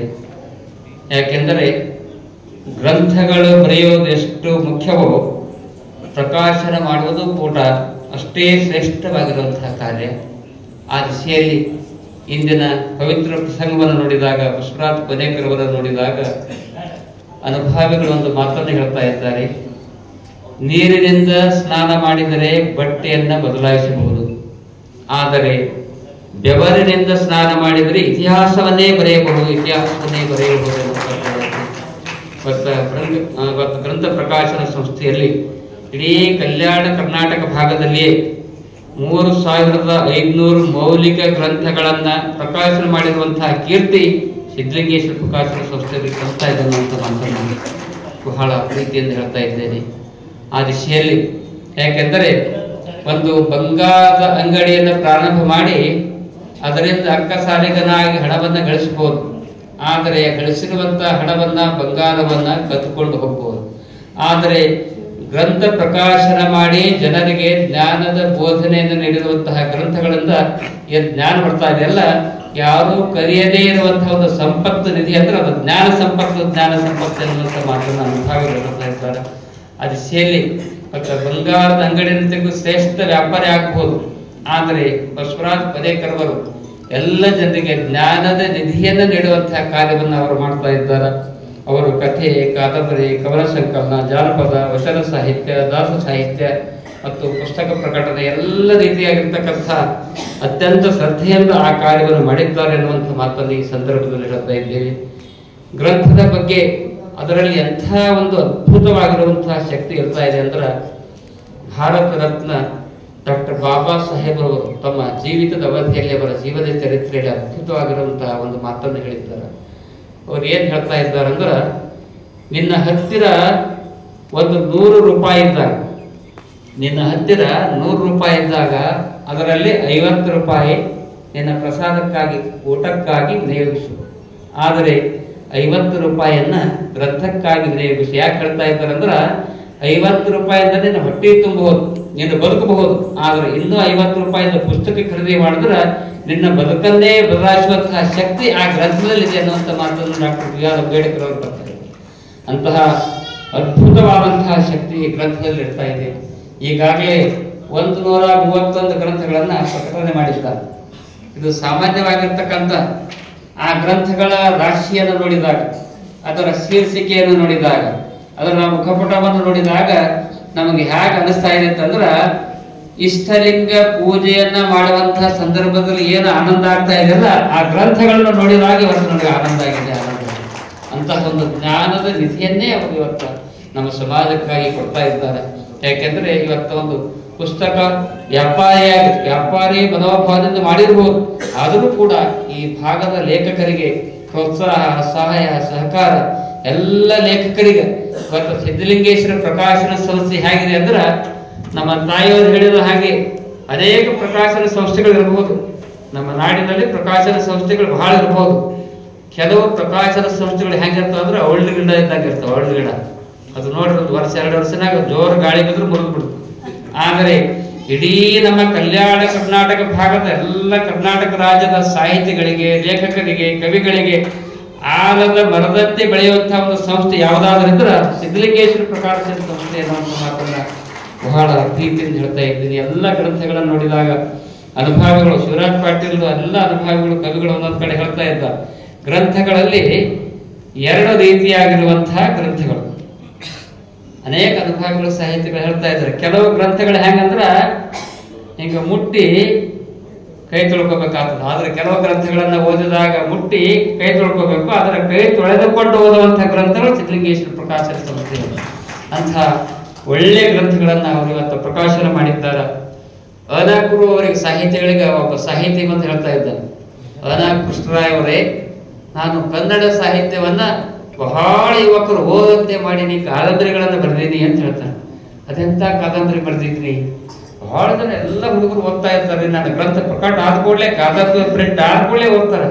ಅಂಥ ಕಾದಂಬರಿ ಏನ್ ಬರ್ತಿದ್ಪಾ? ಇಲ್ರಿ, ನಾನು ಶೃಂಗಾರ ಭರಿತವಾದಂತ ಅಶ್ಲೀಲ ಕಾದಂಬರಿಗಳನ್ನು ಬರೆದೀನಿ, ಬಹಳ ಜನ ಹುಡುಗರು ಓದ್ಲಾಗ್ತಾರೆ ಏನ್ ತಿಳ್ಕೊಂಡು ಹೇಳ್ತಾರ. ಆ ಹುಡುಗ ಹೇಳ್ತಾನ, ಆಗ ಕೃಷ್ಣ ಹೇಳ್ತಾ ಇದ್ದಾರ, ಇಲ್ಲಪ್ಪ ತಮ್ಮ, ನೀನು 30 ವರ್ಷದ ಯುವಕನಾಗಿರ್ಬೋದು, ಕನ್ನಡ ಮಾತೆಗೆ ನೀನು ಕಾದಂಬರಿಗಳನ್ನು ಕೊಟ್ಟಿಲ್ಲ, ಕಾದಂಬರಿಗಳನ್ನು ಕೊಟ್ಟಿದೆ ಅನ್ನುವಂಥ ಮಾತನ್ನ ಅನಾಕರು ಹೇಳ್ತಾ ಇದ್ದಾರೆ. ಈ ಮಾತನ್ನು ಯಾಕೆ ಹೇಳ್ತಾ ಇದ್ದಾರೆ ಅಂದ್ರೆ, ಇವತ್ತು ನಿಜವಾಗಿ ನಮ್ಮ ಮನಸ್ಸಿಗೆ ಶಾಂತಿ, ಸಮಾಧಾನ ಆಗಬೇಕಾದ್ರೆ ಒಳ್ಳೆಯ ಗ್ರಂಥಗಳನ್ನು ಓದಬೇಕು. ಒಬ್ಬ ಅನುಭವಿ ಕವಿ ಒಂದ್ ಕಡೆ ಹೇಳ್ತಾ ಇದ್ದಾನ, ನಿನಗ 6 ತಾಸು ಶಾಂತಿ ಸಿಗಬೇಕಾದ್ರೆ ಏನ್ ಮಾಡ್ಬೇಕು? 6 ತಾಸು ಶಾಂತಿ ಸಿಗಬೇಕು. 6 ತಾಸು ಶಾಂತಿ ಸಿಗಬೇಕಾದ್ರೆ ಸರಿಯಾಗಿ ಹೋಳಿಗೆ ತುಪ್ಪ 1-2 ಹೋಳಿಗೆ ಊಟ ಮಾಡಿ ಗಾದಿ ಮ್ಯಾಗ ಮಲಗಿಬಿಡು, 6 ತಾಸು ಶಾಂತಿ ಸಿಗ್ತದೆ ಅಂತ ಅವ್ರು ಬರೀ 2ನೇದಾಗ ಕೇಳ್ತಾ ಇದ್ದಾರೆ. ಇವಾಗ ಮಹಾತ್ಮ ಕೇಳ್ತಾ ಇದ್ದಾನೆ, 6 ತಾಸು ಅಲ್ರಿ, ನನಗೆ 1 ದಿನ ಶಾಂತಿ ಸಿಗ್ಬೇಕು, ಹ್ಯಾಂಗೆ ಮಾಡ್ಬೇಕು? 1 ದಿನ ಶಾಂತಿ ಸಿಗಬೇಕಾದ್ರೆ ನೀನು ಎಳ್ಳಾಮಸಿ ದಿವಸ ಇವತ್ತು ಎತ್ತಿನ ಗಾಡಿ ಕಟ್ಕೊಂಡು ಹೊರಗೆ ಹೋಗಿ ಸರಿಯಾಗಿ ಗಂಡ ಹೆಂಡತಿ ಕೂತ್ಕೊಂಡು ಊಟ ಮಾಡಿ ಆರಾಮ್ ಹೋಗಿವಾಗ 1 ದಿನ ಶಾಂತಿ ಸಿಗುತ್ತೆ. ಯಾವ ಯುವಕಿ ಕೇಳ್ತಾ ಇದ್ದಾನ, 1 ದಿನ ಅಲ್ಲ, 1 ತಾಸು ಅಲ್ಲ, 1 ತಿಂಗಳ ಶಾಂತಿ ಸಿಗಬೇಕಾದ್ರೆ ಏನ್ ಮಾಡ್ಬೇಕು? 1 ತಿಂಗಳ ಶಾಂತಿ ಆಗ್ಬೇಕಾದ್ರೆ ಹೊಸದಾಗಿ ಲಗ್ನ ಆಗ್ಬಿಡು, ಶಾಂತಿ ಸಿಗ್ತದೆ 1 ತಿಂಗಳ ಅಂತ. ಕೊನೆಗೆ ಆತ ಕೇಳ್ತಾ ಇದ್ದಾನ, 1 ತಿಂಗಳ ದಿನ ಅಲ್ಲ, 1 ವರ್ಷ ಶಾಂತಿ ಸಿಗಬೇಕಾದ್ರೆ ಏನ್ ಮಾಡ್ಬೇಕು? ಟಾಟಾ ಬಿರ್ಲಾ ನಂಗೆ ಹಣ ಗಳಿಸು, 1 ಮಜಾ ಮಾಡು, 1 ವರ್ಷ ಶಾಂತಿ ಸಿಗ್ತದ. ಕೊನೆಯದಾಗಿ ಯುವಕಿ ಕೇಳ್ತಾ ಇದ್ದಾನ, ಪೂರೈ ಮಹಾತ್ಮನೆ, 1 ದಿನ, ತಿಂಗಳ, ವರ್ಷ ಅಲ್ಲ, ಜೀವನದ ಕೊನೆಯ ಉಸಿರಿನವರೆಗೂ ಶಾಂತಿ ಸಿಗಬೇಕಾದ್ರೆ ಏನ್ ಮಾಡ್ಬೇಕ್ರಿ ತಮ್ಮ? ನಿನ್ನ ಜೀವನದ ಕೊನೆಯ ಉಸಿರಿನವರೆಗೂ ಮಾನಸಿಕವಾದಂತಹ ಶಾಂತಿ ನನಗೆ ಸಿಗಬೇಕಾದ್ರೆ ನಮ್ಮ ಕಲ್ಯಾಣ ನಾಡಿನ ಶರಣರ ವಚನ ಸಾಹಿತ್ಯದ ಅಧ್ಯಯನ ಮಾಡು, ಜೀವನದ ಕೊನೆಯವರೆಗೂ ಕೂಡ ಶಾಂತಿ ಸಿಗ್ತಾ ಇದೆ ಅನ್ನುವಂಥ ಮಾತನ್ನ ಅನುಭಾವಿಗಳು ಹೇಳ್ತಾ ಇದ್ದಾರೆ. ಆ ದಿಶೆಯಲ್ಲಿ ಅಂಥ ಅದ್ಭುತವಾಗಿರ್ತಕ್ಕಂಥ ಅಧ್ಯಾತ್ಮದ ದಿವ್ಯ ಶಕ್ತಿ ಸಾಹಿತ್ಯದಲ್ಲಿ ಇದೆ ಎನ್ನುವಂಥ ಮಾತನ್ನು ಈ ಸಂದರ್ಭದಲ್ಲಿ ಹೇಳಿ, ಇವತ್ತು ನೋಡ್ರಿ ಮನ್ಯಾಗ ಅಲ್ಮರಿದಾಗ ಬಹಳ ಶ್ರೀಮಂತರು ನೋಟಿನ ಗಟ್ಟ ಇರ್ತಾವ. ನೋಟಿನ ಗಟ್ಟ ಇರಲಿ, ಹಣ ಗಳಿಸ್ರಿ, ಬಂಗಾರ ಇಡ್ರಿ, ಅದರ ಜೊತೆಯಲ್ಲಿ ಯಾರ ಮನೆಯಲ್ಲಿ ಆಧ್ಯಾತ್ಮದ ದಿವ್ಯ ಗ್ರಂಥಗಳು ಇರ್ತಾ ಇದ್ದಾವಲ್ಲ, ಅಲ್ಲಿ ನಿಜವಾದ ಶಾಂತಿ ಸಿಗ್ತಾ ಇದೆ ಎನ್ನುವಂಥ ಮಾತನ್ನ ಅನುಭಾವಿಗಳು ಹೇಳ್ತಾ ಇರ್ತಾರೆ. ಆದರೆ ಗ್ರಂಥಗಳನ್ನ ಖರೀದಿ ಮಾಡುವುದಷ್ಟೇ ಅಲ್ಲ, ಗ್ರಂಥ ಸಂಪಾದನಾ ಶಾಸ್ತ್ರದಲ್ಲಿ ಬರ್ತದೆ, ಗವಿಸಿದ್ದಪ್ಪ ಪಾಟೀಲ್ ಗೊತ್ತದ.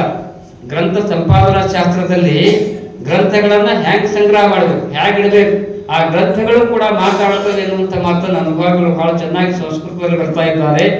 ಗ್ರಂಥಗಳು ಏನ್ ಹೇಳ್ತಾ ಇದ್ದಾವಂದ್ರ, ಕೇವಲ ನಮ್ಮನ್ನ ಖರೀದಿ ಮಾಡಿ ಅಲ್ಲಿ ಒಯ್ದು ಯಾವುದೋ ಮಾಡ್ದಾಗಿಟ್ಟು ಧೂಳ ಹತ್ತಂಗ ನಂಗೆ ಮಾಡಬೇಡ್ರಿ, ನನಗೂ ಸ್ವಲ್ಪ ಕಾಪಾಡ್ರಿ ಅಂತ ಗ್ರಂಥಗಳು ಹೇಳ್ತಾ ಇರ್ತವೆ. ಏನ್ ಹೇಳ್ತಾ ಇದ್ದಾವಂದ್ರ, ತೈಲಾದ್ ರಕ್ಷೇತ್, ಜಲಾದ್ ರಕ್ಷೇತ್, ರಕ್ಷೇತ್ ಚಿತಿಲ ಬಂಧನ, ಮೂರ್ಖ ಹಸ್ತೆ ನ ದಾತವ್ಯಂ, ಏವಂ ವದತಿ ಪುಸ್ತಕಂ ಏವಂ ವದತಿ ಪುಸ್ತಕಂ. ಗ್ರಂಥ ಸಂಪಾದನಾ ಶಾಸ್ತ್ರದಲ್ಲಿ ಈ ಮಾತು ಬರ್ತದೆ. ವಿ ಮಲ್ಲಾಪುರ ಸರ್ ಅವರು ಧಾರವಾಡ ವಿಶ್ವವಿದ್ಯಾಲಯದಲ್ಲಿ ಓದುವಾಗ ಬಹಳ ಚಂದ ಹೇಳ್ತಿದ್ರು. ತೈಲಾದ್ ರಕ್ಷೇತ್ ಅಂದ್ರೆ ಎಣ್ಣೆ ಹತ್ತದಂಗ ನನ್ನ ರಕ್ಷಿಸಿರಿ.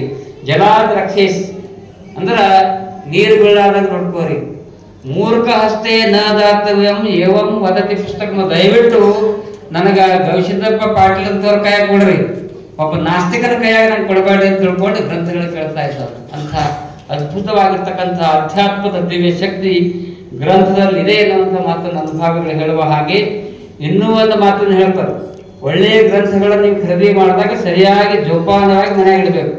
ಅದು ಒಂದು ವೇಳೆ ಇನ್ನೊಬ್ಬರ ಕೈ ಕೊಟ್ರಿ ಅಂದ್ರೆ ಏನಾಗ್ತದಂದ್ರ, ಈ 3 ವಸ್ತುಗಳು ಇನ್ನೊಬ್ಬರ ಕೈಯಾಗ ಕೊಡಬಾರ್ದಂತ್ರಿ. 3 ವಸ್ತುಗಳು ಯಾವಂದ್ರ, ಪುಸ್ತಕಂ ವನಿತಾ ವಿತ್ತಂ ಪರಹಸ್ತ ಕೃತಂಗತಃ ಅಥವಾ ಪುನರಾಯಾತಂ ಜೀರ್ಣಂ ಭ್ರಷ್ಟಾಚ ಖಂಡಚ.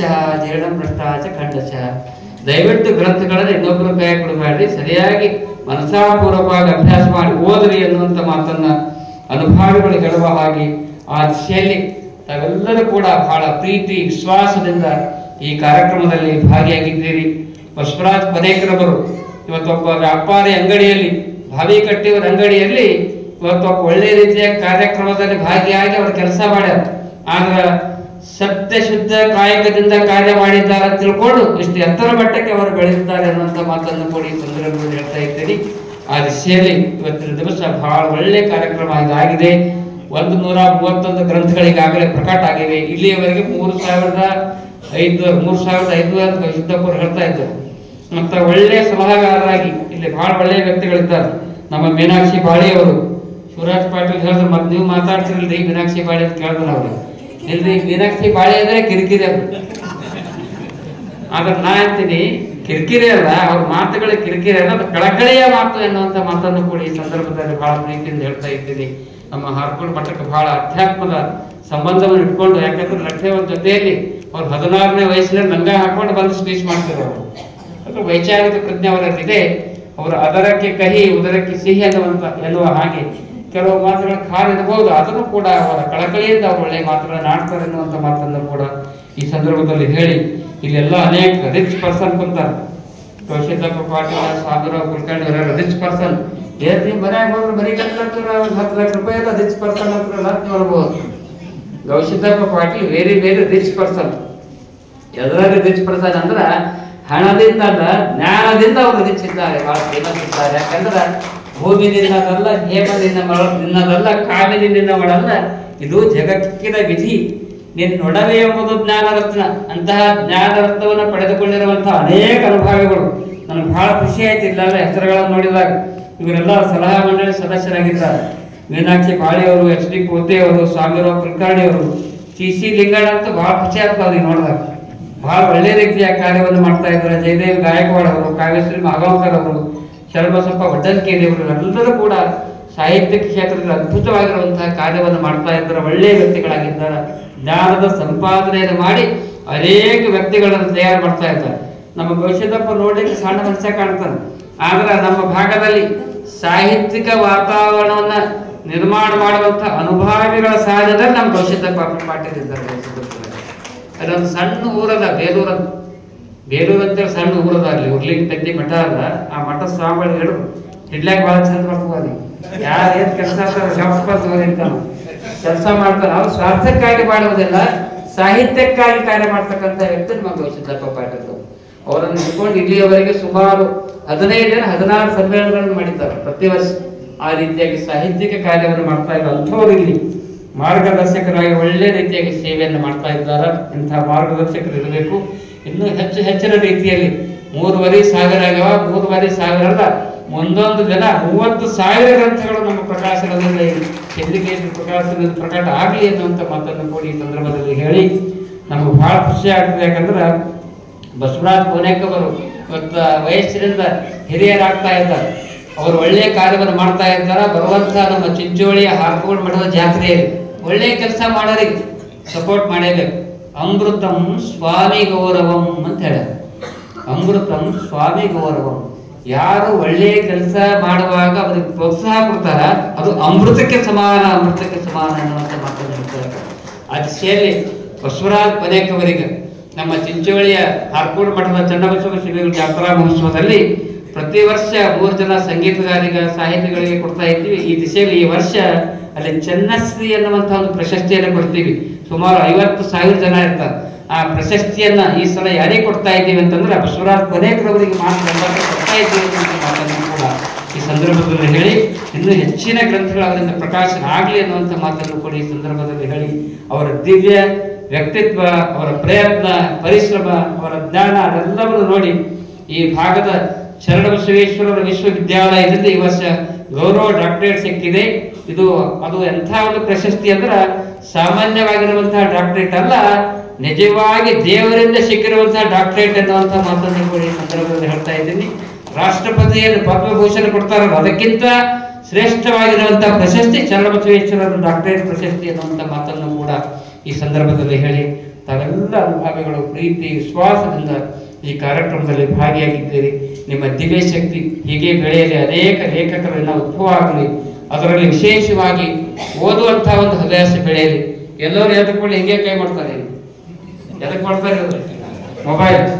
ದಯವಿಟ್ಟು ಹೇಳ್ತಾ ಇದ್ದೀನಿ, ಏನಾದ್ರು ನಮ್ಗೆ ಮೊಬೈಲ್ ಹಚ್ಲಾಕ ಬರಲ್ಲ, ಬಂದ್ ಮಾಡ್ಲಾಕ ಬರಲ್ಲ. ಏನಾದ್ರೆ ಅದೇನ್ ಹಚ್ಚಿದ್ರೆ ಅಪ್ಪಾಡ್ ಹಚ್ಕೊಡ್ತಾರೆ, ಕಿವಿಗೆ ಹಚ್ಚದ ಗೊತ್ತ ಅದೇನ್ ಕೂಡ ಈಗ ಹೋಗ್ಬೇಕು ಕಲಿಬೇಕಾಗ್ಯದ. ಹಚ್ಚೋದು ಬಂದ್ ಮಾಡಿದ್ರೆ ಕಲಿಬೇಕಲ್ಲ.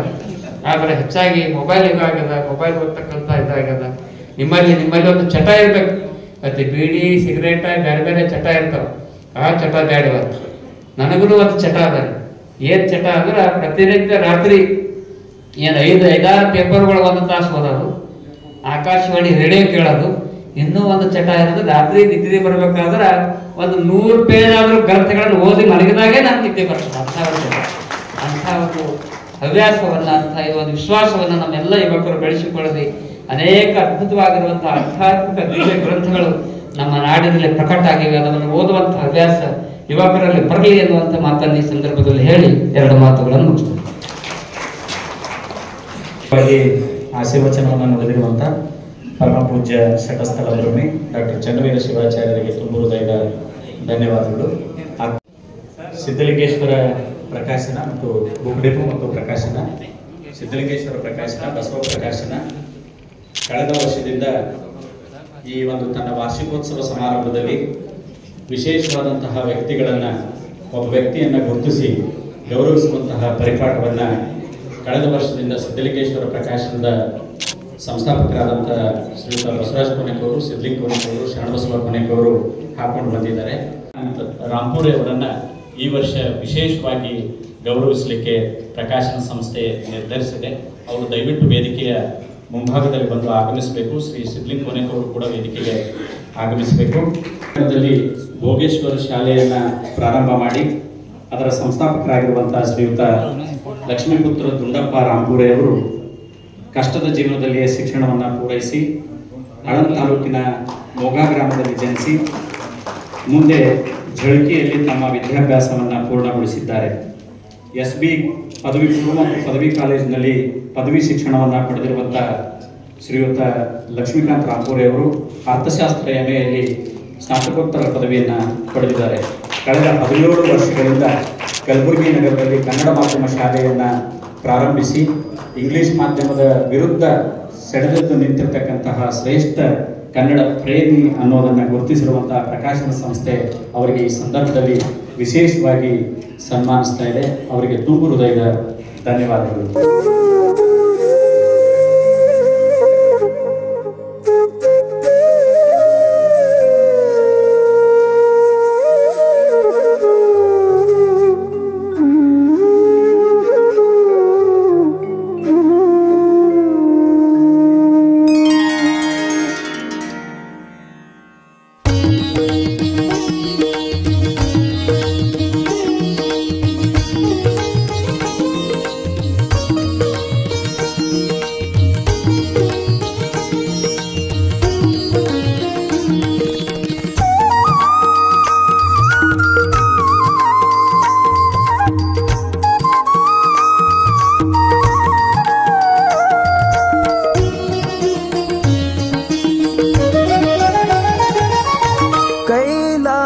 ಪರಮಾತ್ಮ ನೀನು, ನಿನ್ನ ನಂಬಿ ಬಂದೆನು ನಾನು.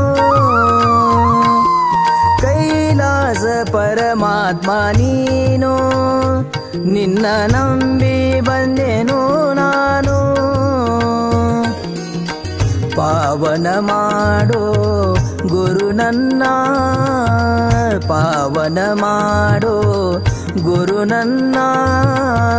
ನೀಡಿದೆ ಬೇಡಿದ ವರವನ್ನ, ನೀಡಿದೆ ಬೇಡಿದ ವರವನ್ನ. ಕೈಲಾಸ ಪರಮಾತ್ಮ ನೀನು, ನಿನ್ನ ನಂಬಿ ಬಂದೆನು ನಾನು.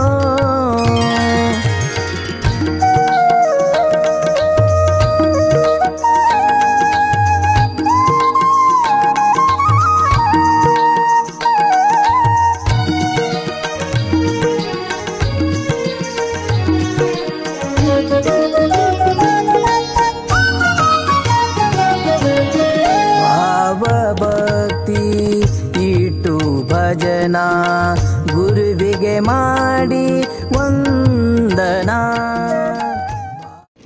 ಸುಕ್ಷೇತ್ರ ಹಾರ್ಕೋಡು ಸಂಸ್ಥಾನದ ಚನ್ನಬಸವೇಶ್ವರ ಸಂಸ್ಥಾನ ಹಿರೇಮಠ ಸಂಸ್ಥಾನದ ಪರಮಪೂಜ್ಯರಾದಂಥ ಪರಮಪೂಜ್ಯ ಶಟಸ್ಥಲ ಬ್ರಹ್ಮಿ ಡಾಕ್ಟರ್ ಚನ್ನವೀರ ಶಿವಾಚಾರ್ಯರು ಈ ಪ್ರಕಾಶನ ಸಂಸ್ಥೆಯ ಸಂಸ್ಥಾಪಕರಾಗಿರುವಂಥ ಡಾಕ್ಟರ್ ಬಸವರಾಜ ಕೊನೆಕ್ ಅವರಿಗೆ ಗೌರವಿಸ್ತಾ ಇದ್ದಾರೆ.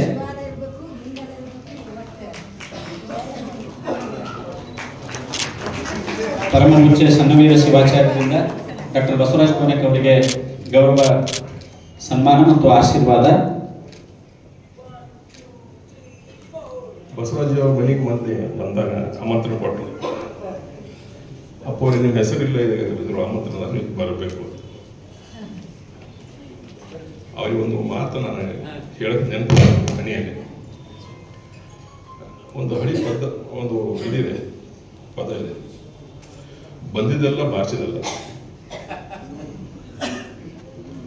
ಬಂದಿದ್ದೆಲ್ಲ ಬಾರ್ಸಿದಲ್ಲ ಅಂದ್ರೆ ಏನು ಅರ್ಥಪ್ಪ ಅಂದ್ರೆ, ಬಂದಿದಂದ್ರೆ ದುಡ್ಡು, ಬಾರ್ಸಿದ್ದು ಅಂದ್ರೆ ಹೆಸರು ಸಲಕ್ಕೆ ಮಾಡೋಂಥ ಕೆಲಸ.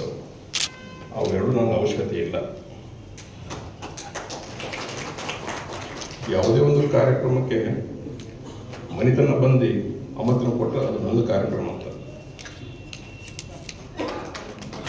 ಬಸವಜ್ಜಿಯವರು ಸುಮಾರು 1-2 ವರ್ಷ ಹಿಂದಗಡೆ ನಮ್ಮ ತಂದೆಯವರು ಲಿಂಗೈಕ್ಯ ಆದ ನಂತರ ಪ್ರಥಮದಲ್ಲಿ ಮನೆಗೆ ಬಂದಾಗ ಅಲ್ಲಿ ಶರಣ ಬಸವೇಶ್ವರರ ಒಂದು ನಾಮಾವಳಿ ಪುಸ್ತಕ ಇತ್ತು. ಅಪ್ಪವ್ರಿಗೆ ನಾಮಾವಳಿ ನಾನು ಮುದ್ರಣ ಮಾಡ್ಬೇಕಂತೇನೆ ಮಾಡ್ರಿ ಅಂತ. ಇದಕ್ಕೆ ಕಾಪಿರೈಟ್ದು ಸ್ವಲ್ಪ ತೊಂದರೆ ಇದೆ, ನೀವು ಸಿಗ್ನೇಚರ್ ಮಾಡಿಕೊಡ್ಬೇಕಂತ. ಅವಾಗ ನಾವು ಮಾತು ಹೇಳಿದ್ವಿ ಅವರಿಗೆ, ನಾವು ಮಾಡೋಂಥ ಕೆಲಸ ಶರಣರಿಗೆ ಮಾಡೋಂಥ ಕೆಲಸ ಯಾವುದೂ ಯಾರಿಗೂ ಕಾಪಿರೈಟ್ ಅವಶ್ಯಕತೆ ಇಲ್ಲ. ಆದರೂ ಕೂಡ ಈ ಅಕ್ಕವ್ರು ಹೇಳಿದ್ರು, ಎಷ್ಟು ಹಳಿ ವರ್ಷ ಕಾನೂನು ಇವತ್ತೂ ಇನ್ನೂ ತಿದ್ದುಪಡಿ ಆಗಿಲ್ಲಂತೆ, ಅದು ಭಾಳ ಅವಶ್ಯಕತೆ ಇದೆ, ಆಗಬೇಕದು.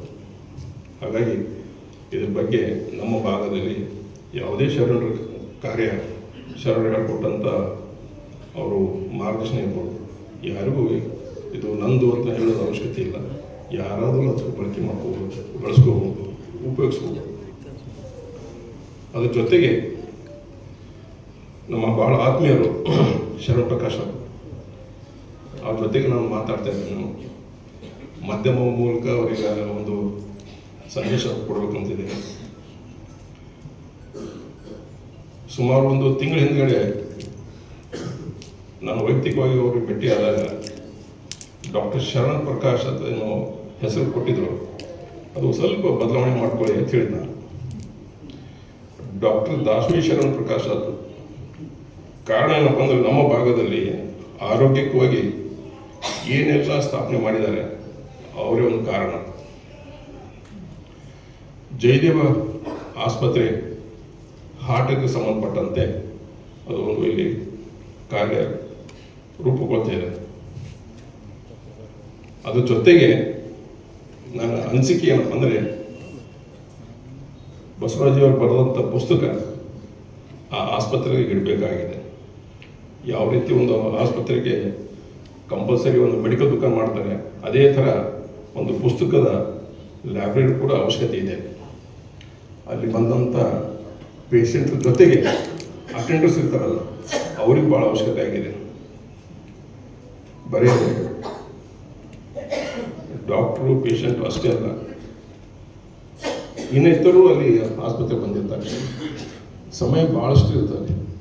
ಕೂತಿ ಓದ್ಕೊಂಡ್ರಪ್ಪ ಅಂದ್ರೆ ಮನಸ್ಸಿಗೆ ನೆಮ್ಮದಿ ಆಗುತ್ತೆ, ಅರ್ಥ ಕೂಡ ಆಗುತ್ತೆ ಅಂತ ನಾನೊಂದು ಭಾವನೆ. ಹಾಗಾಗಿ ಸಮಯದ ಭಾಳ ಅಭಾವ ಇದೆ. ಅದು ಮಿಕ್ಕಿದ್ರಿಂದ ಇಲ್ಲಿ ನನ್ನನ್ನು ಮಾತೇಳಿ ಮುಗಿಸ್ತಾ ಇದ್ದೀನಿ. ಎಲ್ಲರೂ ಒಳ್ಳೆಯದಾಗಲಿ.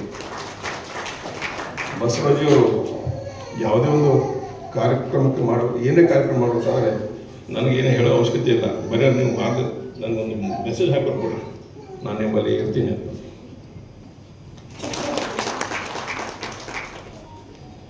ಧನ್ಯವಾದಗಳು ಡಾಕ್ಟರ್ ಲಿಂಗರಾಜಪ್ಪ ಅಪ್ಪ ಅವರಿಗೆ. ಈಗ ನಮ್ಮ ಸಲಹಾ ಸಮಿತಿಯ ಹಿರಿಯ ಸದಸ್ಯರಾದಂಥ ಪ್ರೊಫೆಸರ್ ಶಿವರಾಜ್ ಪಾಟೀಲ್ ಸರ್ ಅವರು ಗ್ರಂಥಗಳ ಕುರಿತು ಮಾತನಾಡಬೇಕು ಅಂತ ಹೇಳಿ ಬ್ರಹ್ಮಿ ಡಾಕ್ಟರ್ ಚೆನ್ನವೀರ ಶಿವಾಚಾರ್ಯ ಮಹಾಸ್ವಾಮಿಗಳು ಸಂಸ್ಥಾನ ಹಿರೇಮಠ ಹರ್ಕೋಡ್ ಪೂಜ್ಯರ ದಿವ್ಯ ಸನ್ನಿಧಾನದಲ್ಲಿ ಈ ಕಾರ್ಯಕ್ರಮ ನಡೀತಾ ಇದೆ. ಶರಣ ಸಂಸ್ಥಾನದ ಕರುಳಕುಡಿ ಕೃಷಿ ಸಂಸ್ಕೃತಿಯ ಕಳಸ. ಶರಣಬಸವನಿಗೆ 2 ಮುಖಗಳಿವೆ, ಒಂದು ಜ್ಞಾನದಾಸೋಹ, ಇನ್ನೊಂದು ಅನ್ನದಾಸೋಹ. ಪೂಜ್ಯ ದೊಡ್ಡಪ್ಪ ಅಪ್ಪ ಅವರು ಆ ಸಂಸ್ಕೃತಿಯನ್ನು 2 ಟಿಸಿಲುಗಳಾಗಿ ಪರಿವರ್ತಿಸಿದ್ದಾರೆ. ಒಂದು ಕಡೆ ಕೃಷಿ ಸಂಸ್ಕೃತಿ, ಇನ್ನೊಂದು ಕಡೆ ಜ್ಞಾನ ದಾಸೋಹದ ಸಂಸ್ಕೃತಿ. ಜ್ಞಾನದ ದಾಸೋಹ ಸಂಸ್ಕೃತಿಯನ್ನು ಪೂಜ್ಯ ಡಾಕ್ಟರ್ ಶರಣಬಸಪ್ಪ ಅಪ್ಪ ಅವರು ಮುಂದುವರಿಸಿದಂತೆ ಕೃಷಿ ಸಂಸ್ಕೃತಿಯನ್ನು ದೊಡ್ಡಪ್ಪ ಅಪ್ಪ ಅವರ ಇನ್ನೊಂದು ಮುಖ ಲಿಂಗರಾಜಪ್ಪ ಅಪ್ಪ ಅವರು ಮುಂದುವರಿಸಿದ್ದಾರೆ. ಇತ್ತೀಚೆಗೆ ಅವರ ಕೃಷಿ ಸಂಸ್ಕೃತಿಯ ಸೇವೆಯನ್ನು ಗುರುತಿಸಿ ಗುಲ್ಬರ್ಗ ವಿಶ್ವವಿದ್ಯಾಲಯ ಗೌರವ ಡಾಕ್ಟರೇಟ್ ಪದವಿಯನ್ನು ಪಡೆದಿದೆ. ಬಹಳ ವರ್ಷಗಳ ಹಿಂದೆ ಅವರ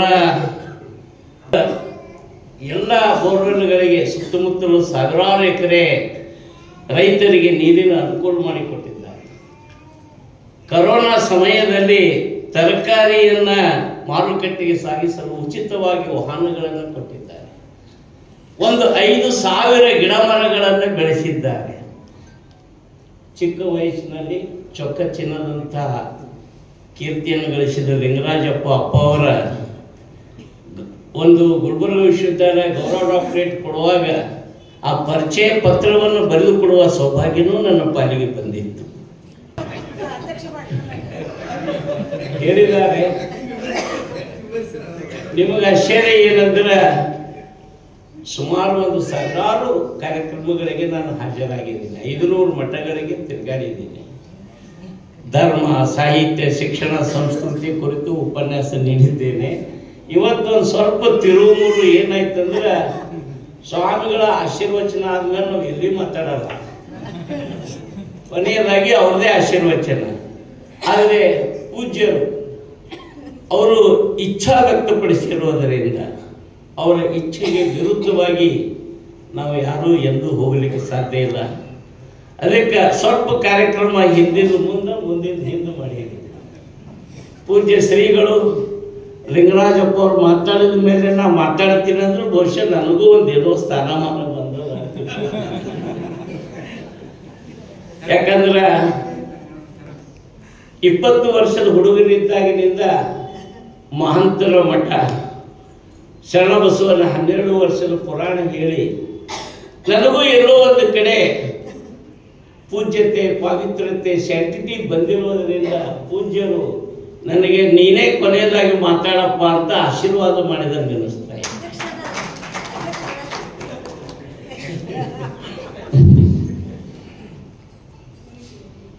ನೂರ 31 ಪುಸ್ತಕಗಳು ಸಿದ್ಧಲಿಂಗೇಶ್ವರ ಪ್ರಕಾಶನ ಸಂಸ್ಥೆ ಇವತ್ತು ಲೋಕಾರ್ಪಣೆ ಮಾಡಿದೆ. ನನಗೆ ಅವ್ರ ಬಗ್ಗೆ ಮಾತಾಡೋದಂದ್ರೆ ನೀರು ಕುಡಿದಟ್ಟು ಸರ್, ನೀವು ಭಾಳ ಸರಿ ಕೇಳಿರಿ. ಆದರೆ ಕೇಳಿದಾಗ ಒಮ್ಮೆ ಹೇಳಿದ ಮಾತು ಹೇಳಕ್ಕೆ ನನಗೆ ಮನಸ್ಸಿಲ್ಲ. ಹೊಸ ಹೊಸ ಮಾತುಗಳನ್ನು ಹೇಳಿ ನವೋನ್ಮೇಷ ಶಾಲಿನಿ, ಹೊಸ ಹೊಸದನ್ನು ಕಾಣುವ, ಕಟ್ಟುವ ಪ್ರಜ್ಞೆ ಇದ್ದವನೇ ಸಾಹಿತಿ, ಕವಿ ಮತ್ತು ವಿದ್ವಾಂಸ ಅನಿಸ್ಕೊಳ್ತಾರೆ. ಹಾಡಿದ್ದೆ ಹಾಡೋ ಕಿಸ್ಬಾಯಿ ದಾಸ ಅನ್ನೋದು ಎಂದೂ ಒಪ್ಪೋದಿಲ್ಲ. ಒಂದು ಮಾತೇನು, ಪ್ರತಿ ವರ್ಷದ ಪದ್ಧತಿಯಂತೆ ಈ ವರ್ಷವೂ ಕೂಡ ಪುಸ್ತಕ ಜಾತ್ರೆ ನಡೀತದೆ. ಯಡಿಯೂರಿನಲ್ಲಿ ಸಿದ್ಧಲಿಂಗೇಶ್ವರರ ಸಾಂಪ್ರದಾಯಿಕ ಜಾತ್ರೆ, ದೀಪೋತ್ಸವ ಕಾರ್ಯಕ್ರಮ ಪ್ರತಿ ವರ್ಷ ನಡೀತದೆ. ಹಂಗೆ ಕಲಬುರಗಿಯಲ್ಲಿ ಸಿದ್ಧಲಿಂಗೇಶ್ವರರ ಪರಮ ಭಕ್ತ, ಸಿದ್ಧಲಿಂಗೇಶ್ವರ ಹೆಸರನ್ನು ಇಟ್ಟುಕೊಂಡು ಪ್ರಕಾಶನ ಸಂಸ್ಥೆಯನ್ನು ಪ್ರಾರಂಭಿಸಿದಂತ ಬಸವರಾಜ್ ಕೊನೆಕ್ ಪ್ರತಿ ವರ್ಷದ ಪದ್ಧತಿಯಂತೆ ಈ ವರ್ಷವೂ ಕೂಡ ಈ ಒಂದು ಪುಸ್ತಕ ಜಾತ್ರೆಯನ್ನ ಮಾಡ್ತಾರೆ. ಅಲ್ಲಿ ಯಡಿಯೂರಿನಲ್ಲಿ ಸಾಂಪ್ರದಾಯಿಕ ಜಾತ್ರೆ ಆಗ್ತದೆ, ಆದರೆ ಕಲಬುರಗಿಯಲ್ಲಿ ಜ್ಞಾನದ ಜಾತ್ರೆ, ಜ್ಞಾನವಾಹಿನಿ ಜಾತ್ರೆ. ನಿಮಗೆ ಗೊತ್ತಿದೆ, ಯಡಿಯೂರು ಸಿದ್ಧಲಿಂಗ ಸಾಹಿತಿ, ಕವಿ, ಸಂಘಟಕ, ಹೋರಾಟಗಾರ. 101 ಜನ ವಿರಕ್ತರನ್ನ ಸೇರಿಸಿ ಶೂನ್ಯ ಸಂಪಾದನೆ ಎನ್ನುವಂಥ ಗ್ರಂಥವನ್ನು ರಚಿಸಿ ಇಡೀ ಹರಿದು ಹಚ್ಚಿ ಹೋದಂಥ ಶರಣ ಸಾಹಿತ್ಯವನ್ನು ಒಂದುಗೂಡಿಸಿಕೊಟ್ಟಂತ ಪುಣ್ಯಾರ್ಥ. ಅಂತ ಸಿದ್ಧಲಿಂಗನ ಹೆಸರು ಇಟ್ಕೊಂಡು ಸಿದ್ಧಲಿಂಗೇಶ್ವರ ಪ್ರಕಾಶನ ಸಂಸ್ಥೆ ಇವತ್ತು ಹರಿದು ಹೋದ ಕಲ್ಯಾಣ ಕರ್ನಾಟಕದ ಎಲ್ಲ ಲೇಖಕರನ್ನ ಒಂದುಗೂಡಿಸಿ, ಸಣ್ಣವರು, ದೊಡ್ಡವರು, ಬೆಳೆಯೋರು, ಬೆಳೆಯುತ್ತಿರುವವರು, ಸಾಹಿತಿಗಳು, ಉದಯೋನ್ಮುಖರು, ಪಠ್ಯಪುಸ್ತಕದ ಲೇಖಕರು ಎಲ್ಲರನ್ನೂ ಒಂದುಗೂಡಿಸಿ ಆ ಪರಂಪರೆಯ ಒಂದು ಅಂಶವಾಗಿ ಬಸವರಾಜ ಕೊನೆಕ್ ಈ ಪ್ರಕಾಶನ ಸಂಸ್ಥೆಯನ್ನು ಕಟ್ಟಿ ಬೆಳೆಸಿದ್ದಾರೆ. 1675 ಘೋಷಿತ ಪುಸ್ತಕಗಳನ್ನು ಹೊರತಂದಿದ್ದಾರೆ. ಇದು ಒಂದು ವ್ಯಕ್ತಿ ಮಾಡುವ ಕೆಲಸ ಅಲ್ಲ. ನೀವೊಂದು ಪುಸ್ತಕ ಪಬ್ಲಿಷ್ ಮಾಡಿ ಗೊತ್ತಾಗ ಬುದ್ಧಿ. ನಾನು ಎಷ್ಟೋ ಮಂದಿ ಕಡೆ ದಾನ ತಂದು ನಂದು ಒಂದು ಮಹಾಂತೇಶ ಪ್ರಕಾಶನ ಅಂತ ಮಾಡಿ 20-25 ಪುಸ್ತಕಗಳು ಪ್ರಕಟಪಡಿಸಿ ಬಸವರಾಜ ಕೊನೆಕ್ ಅವರ ಸಲಹೆ ಮೇರೆಗೆ ನನಗೂ ಬೆಸ್ಟ್ ಪಬ್ಲಿಷರ್ ಅಂತ ಗುಲ್ಬರ್ಗ ಯೂನಿವರ್ಸಿಟಿ ಪ್ರಶಸ್ತಿ ಕೊಡ್ತು. ಅವೆಲ್ಲ ದಾನ ತಂದು ದಾಸೋಹ ಮಾಡಿ ಪುಸ್ತಕ ಮಾರಿದ್ರು ನಮಗ ಹಣ ಕೈಗೆ ಹತ್ತಲಿಲ್ಲ, ಲಾಸ್ ಆಗಿದೆ. ಸ್ವಾಮಿರಾವ್ ಕುಲಕರ್ಣಿಯವ್ರು ಚಂದ ಗೊತ್ತಿದೆ. ಕೈ ಸುಟ್ಟುಕೊಳ್ಳುವ ಕೆಲಸ, ತಲೆ ಮೇಲೆ ಪುಸ್ತಕಗಳನ್ನು ಹಣ್ಣಿನಂತೆ ಮಾರಾಟ ಮಾಡುವಂತ ಪರಿಸ್ಥಿತಿ. ಆದರೆ ಬಸವರಾಜ ಕೋನೆಕವರಿಗೆ ಮೊನ್ನೆ ನಾನು ತಮಾಷೆಯಾಗಿ ಹೇಳಿದೆ, ಪ್ರಕಾಶನ ಕಾರ್ಯ ನಿಮಗೆ ವರವಾಗಿ ದೊರೆತಿದೆ, ನಮ್ಮೆಲ್ಲರಿಗೆ ಶಾಪವಾಗಿದೆ. ಅದಕ್ಕೆ ಕಷ್ಟಪಟ್ಟು ದುಡಿಯುವವರು, ಹೋರಾಟ ಮಾಡುವವರು ಶಾಪವನ್ನ ವರವಾಗಿ ಪರಿಣಮಿಸಿಕೊಳ್ತಾರೆ. ನಾವು ವರ ಸಿಕ್ಕಿವನು ಶಾಪವಾಗಿ ಪರಿವರ್ತನೆ ಮಾಡಿಕೊಳ್ತೀವಿ. ನಮ್ಮ ಇವತ್ತು ನಮ್ಮ ಮೊಮೆಂಟುಗಳ ಮೇಲೆ ರತನ್ ಟಾಟಾ ಅವರ ಫೋಟೋ ಹಾಕಿದ್ದಾರೆ. ಒಳ್ಳೆ ಖುಷಿ ಆಯಿತು. ಸಿದ್ಧಲಿಂಗ ಸಲಹೆ ಕೊಟ್ಟಿದ್ದಾರೆ, ನಮ್ಮ ಹಿರಿಯ ಮಗ ಅಂತ ಹೇಳಿದ್ರು. ರತನ್ ಟಾಟಾ ಒಂದು ಮಾತನ್ನು ಹೇಳ್ತಾರೆ, ಯಾವುದೇ ಇವತ್ತು ಉದ್ಯಮ ಉಳಿಯುವ ಸ್ಥಿತಿಯಲ್ಲಿಲ್ಲ, ಬೆಳೆಯುವ ಸ್ಥಿತಿಯಲ್ಲೂ ಇಲ್ಲ. ಉಳಿವಿಗಾಗಿ ಹೋರಾಟ ಮಾಡಬೇಕಾದ ಪರಿಸ್ಥಿತಿ ಇದೆ. ಅಂತ ಪುಸ್ತಕೋದ್ಯಮ ಸಮಸ್ಯೆ ಸವಾಲುಗಳ ಮಧ್ಯದಲ್ಲಿ ಇರ್ತಕ್ಕಂಥದ್ದು.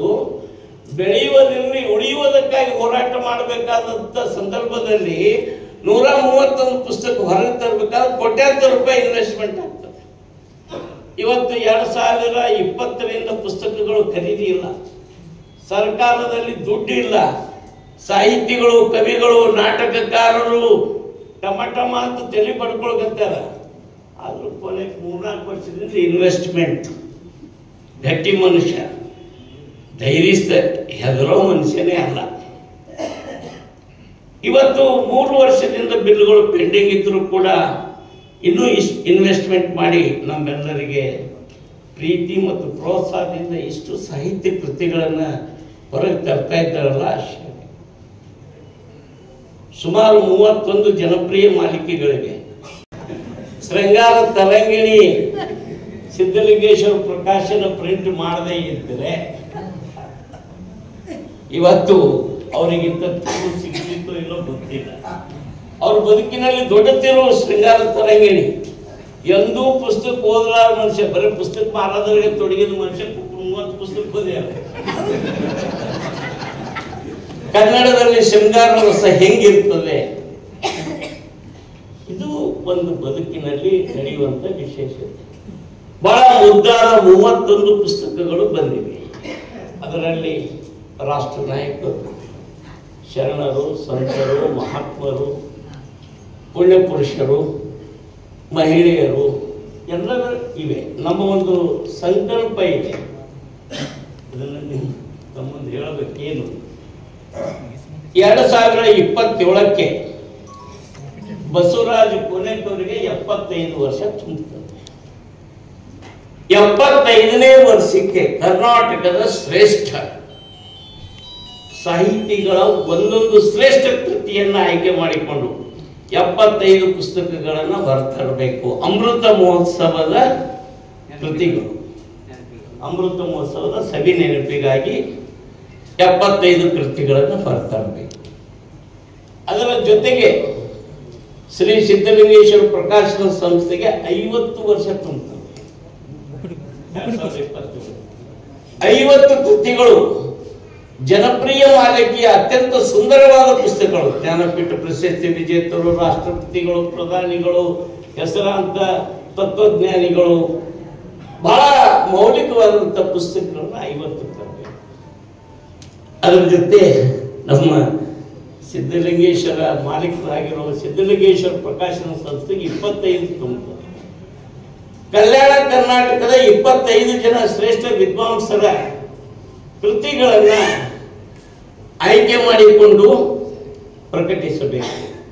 ಒಟ್ಟು 75, 50, 25 150 ಕೃತಿಗಳು ಸಿದ್ಧಲಿಂಗೇಶ್ವರ ಬುಕ್ ಮಾಲ್ನಿಂದ ರಂಗಮಂದಿರದವರೆಗೆ ಮುತ್ತೈದೆಯರ ತಲೆಯ ಮೇಲೆ ಗ್ರಂಥ ಮೆರವಣಿಗೆಯನ್ನು ಮಾಡುವುದರ ಮೂಲಕ ಈ ಅದ್ಭುತವಾದ ಕಾರ್ಯಕ್ರಮ ಮಾಡಬೇಕು ಅಂತ ಈ ಸಂಕಲ್ಪ. ನಮ್ಮ ಬಸವರಾಜ್ ಪಾಟೀಲ್ ಸೇಡಮ್ ಅವರು ಸಮುದ್ರಕ್ಕೆ ಡಾವ ಹಾಕಿದಂಗೆ ನಾವು ಒಂದು ಸಣ್ಣ ಡಾವ ಹಾಕ್ತೀವಿ.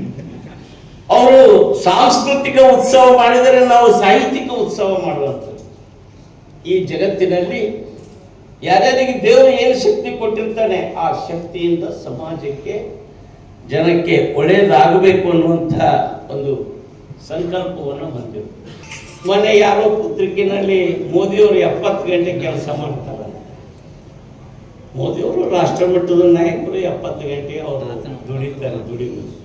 ಈ ನಮ್ಮ ಮೋದಿ 70-80 ಗಂಟೆ ಇಲ್ಲೇ ಮಗಲಾಗೆ ದುಡಿತಾರೆ. ಗೊತ್ತೇ ಮಲ್ಕೊಂಡಾಗ ಅಷ್ಟೇ ಅವರು ನಿದ್ರೆ ಹೋಗಿರ್ತಾರೆ.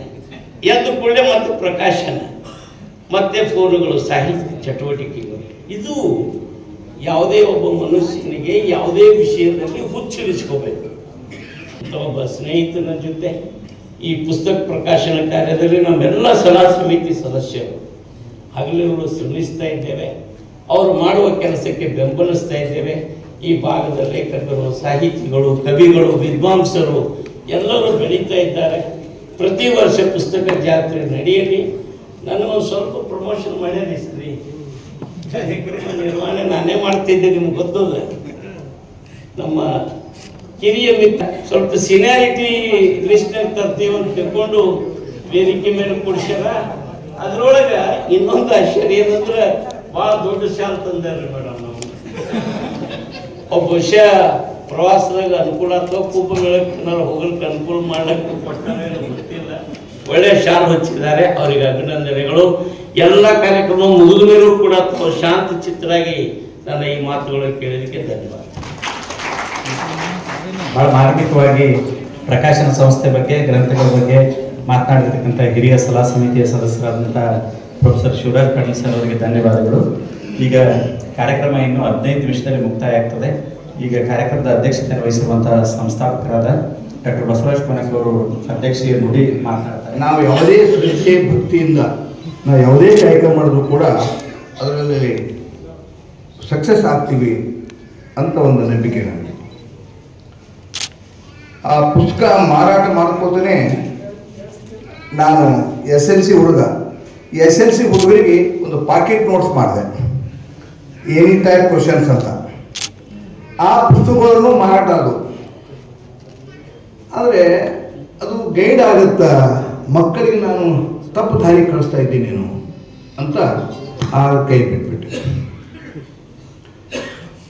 ಕರ್ನಾಟಕ ಯೂನಿವರ್ಸಿಟಿಲಿಂದ ಗುಲ್ಬರ್ಗ ಯೂನಿವರ್ಸಿಟಿ ಯಾವಾಗ ಇಂಡಿಪೆಂಡೆಂಟ್ ಆಗಿ ಆಯಿತು, ಅವಾಗ ಅಲ್ಲಿ ಸಿಲೆಬಸ್ ಅನುಗುಣವಾಗಿ ಅಲ್ಲಿ ಧಾರವಾಡ ಪ್ರಕಾಶಕರಾಗಲಿ ಬೇರೆ ಪ್ರಕಾಶಕರಲ್ಲಿ ಪಬ್ಲಿಷ್ ಮಾಡ್ತಾ ಇದ್ರು. ನಮ್ಮ ಗುಲ್ಬರ್ಗಾ ವಿಶ್ವವಿದ್ಯಾಲಯ ಪ್ರಕಾಶನ ಪ್ರಕಾರ ಯಾರು ಪುಸ್ತಕ ಮಾಡಿದ್ರು. ಅದು ನನಗೆ ಈ ದಾರಿ ತರಲಿಕ್ಕೆ ಟರ್ನಿಂಗ್ ಪಾಯಿಂಟ್. ನಾನು ಭಾಳ ಚಿಂತನೆ ಮಾಡಿದೆ. ಅಧ್ಯಾಪಕರು ಎಲ್ಲರೂ 2-3 ಬುಕ್ ರೆಫರ್ ಮಾಡಿ ತಾವು ಪಾಠ ಪ್ರವಚನ ಮಾಡ್ತಾರೆ. ಒಂದೇ ಪುಸ್ತಕದಲ್ಲಿ ಇಡೀ ಸಿಲೆಬಸ್ ಸಿಗ್ಬೇಕಲ್ಲ.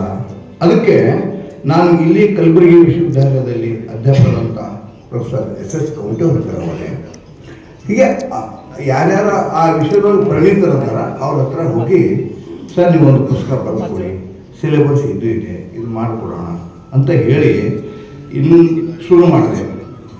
ಶುರು ಮಾಡಿದಾಗ ನಮ್ಮಲ್ಲಿ ಹೇಗಿದೆ ಭವನ ಅಂತಂದರೆ ಬೆನ್ನು ತಟ್ಟುವುದಿಲ್ಲ, ಮಾಡಕ್ಕಿದ್ದಪ್ಪ ಮಾಡು ಅಂತ ಟೀಕೆ ಮಾಡೋದು.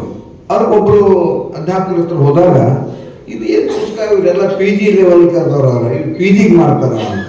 ಸರ್ ಅವರು PGಗೆ ಹೇಳ್ತಾರೆ, ಪರವಾಗಿಲ್ಲ, ನೀವು UGಗೆ ಟೀಚ್ ಮಾಡ್ತೀರಿ, ದಯವಿಟ್ಟು UGಗೆ ಆದಂಥ ಈ ಸಬ್ಜೆಕ್ಟ್ನ ಬರ್ಕೊಟ್ರಿ ಅಂತ ಹೇಳಿ ಒಂದು 8 ರೆಫರೆನ್ಸ್ ಬುಕ್ ಒಯ್ದು ಕೊಟ್ಟೆ.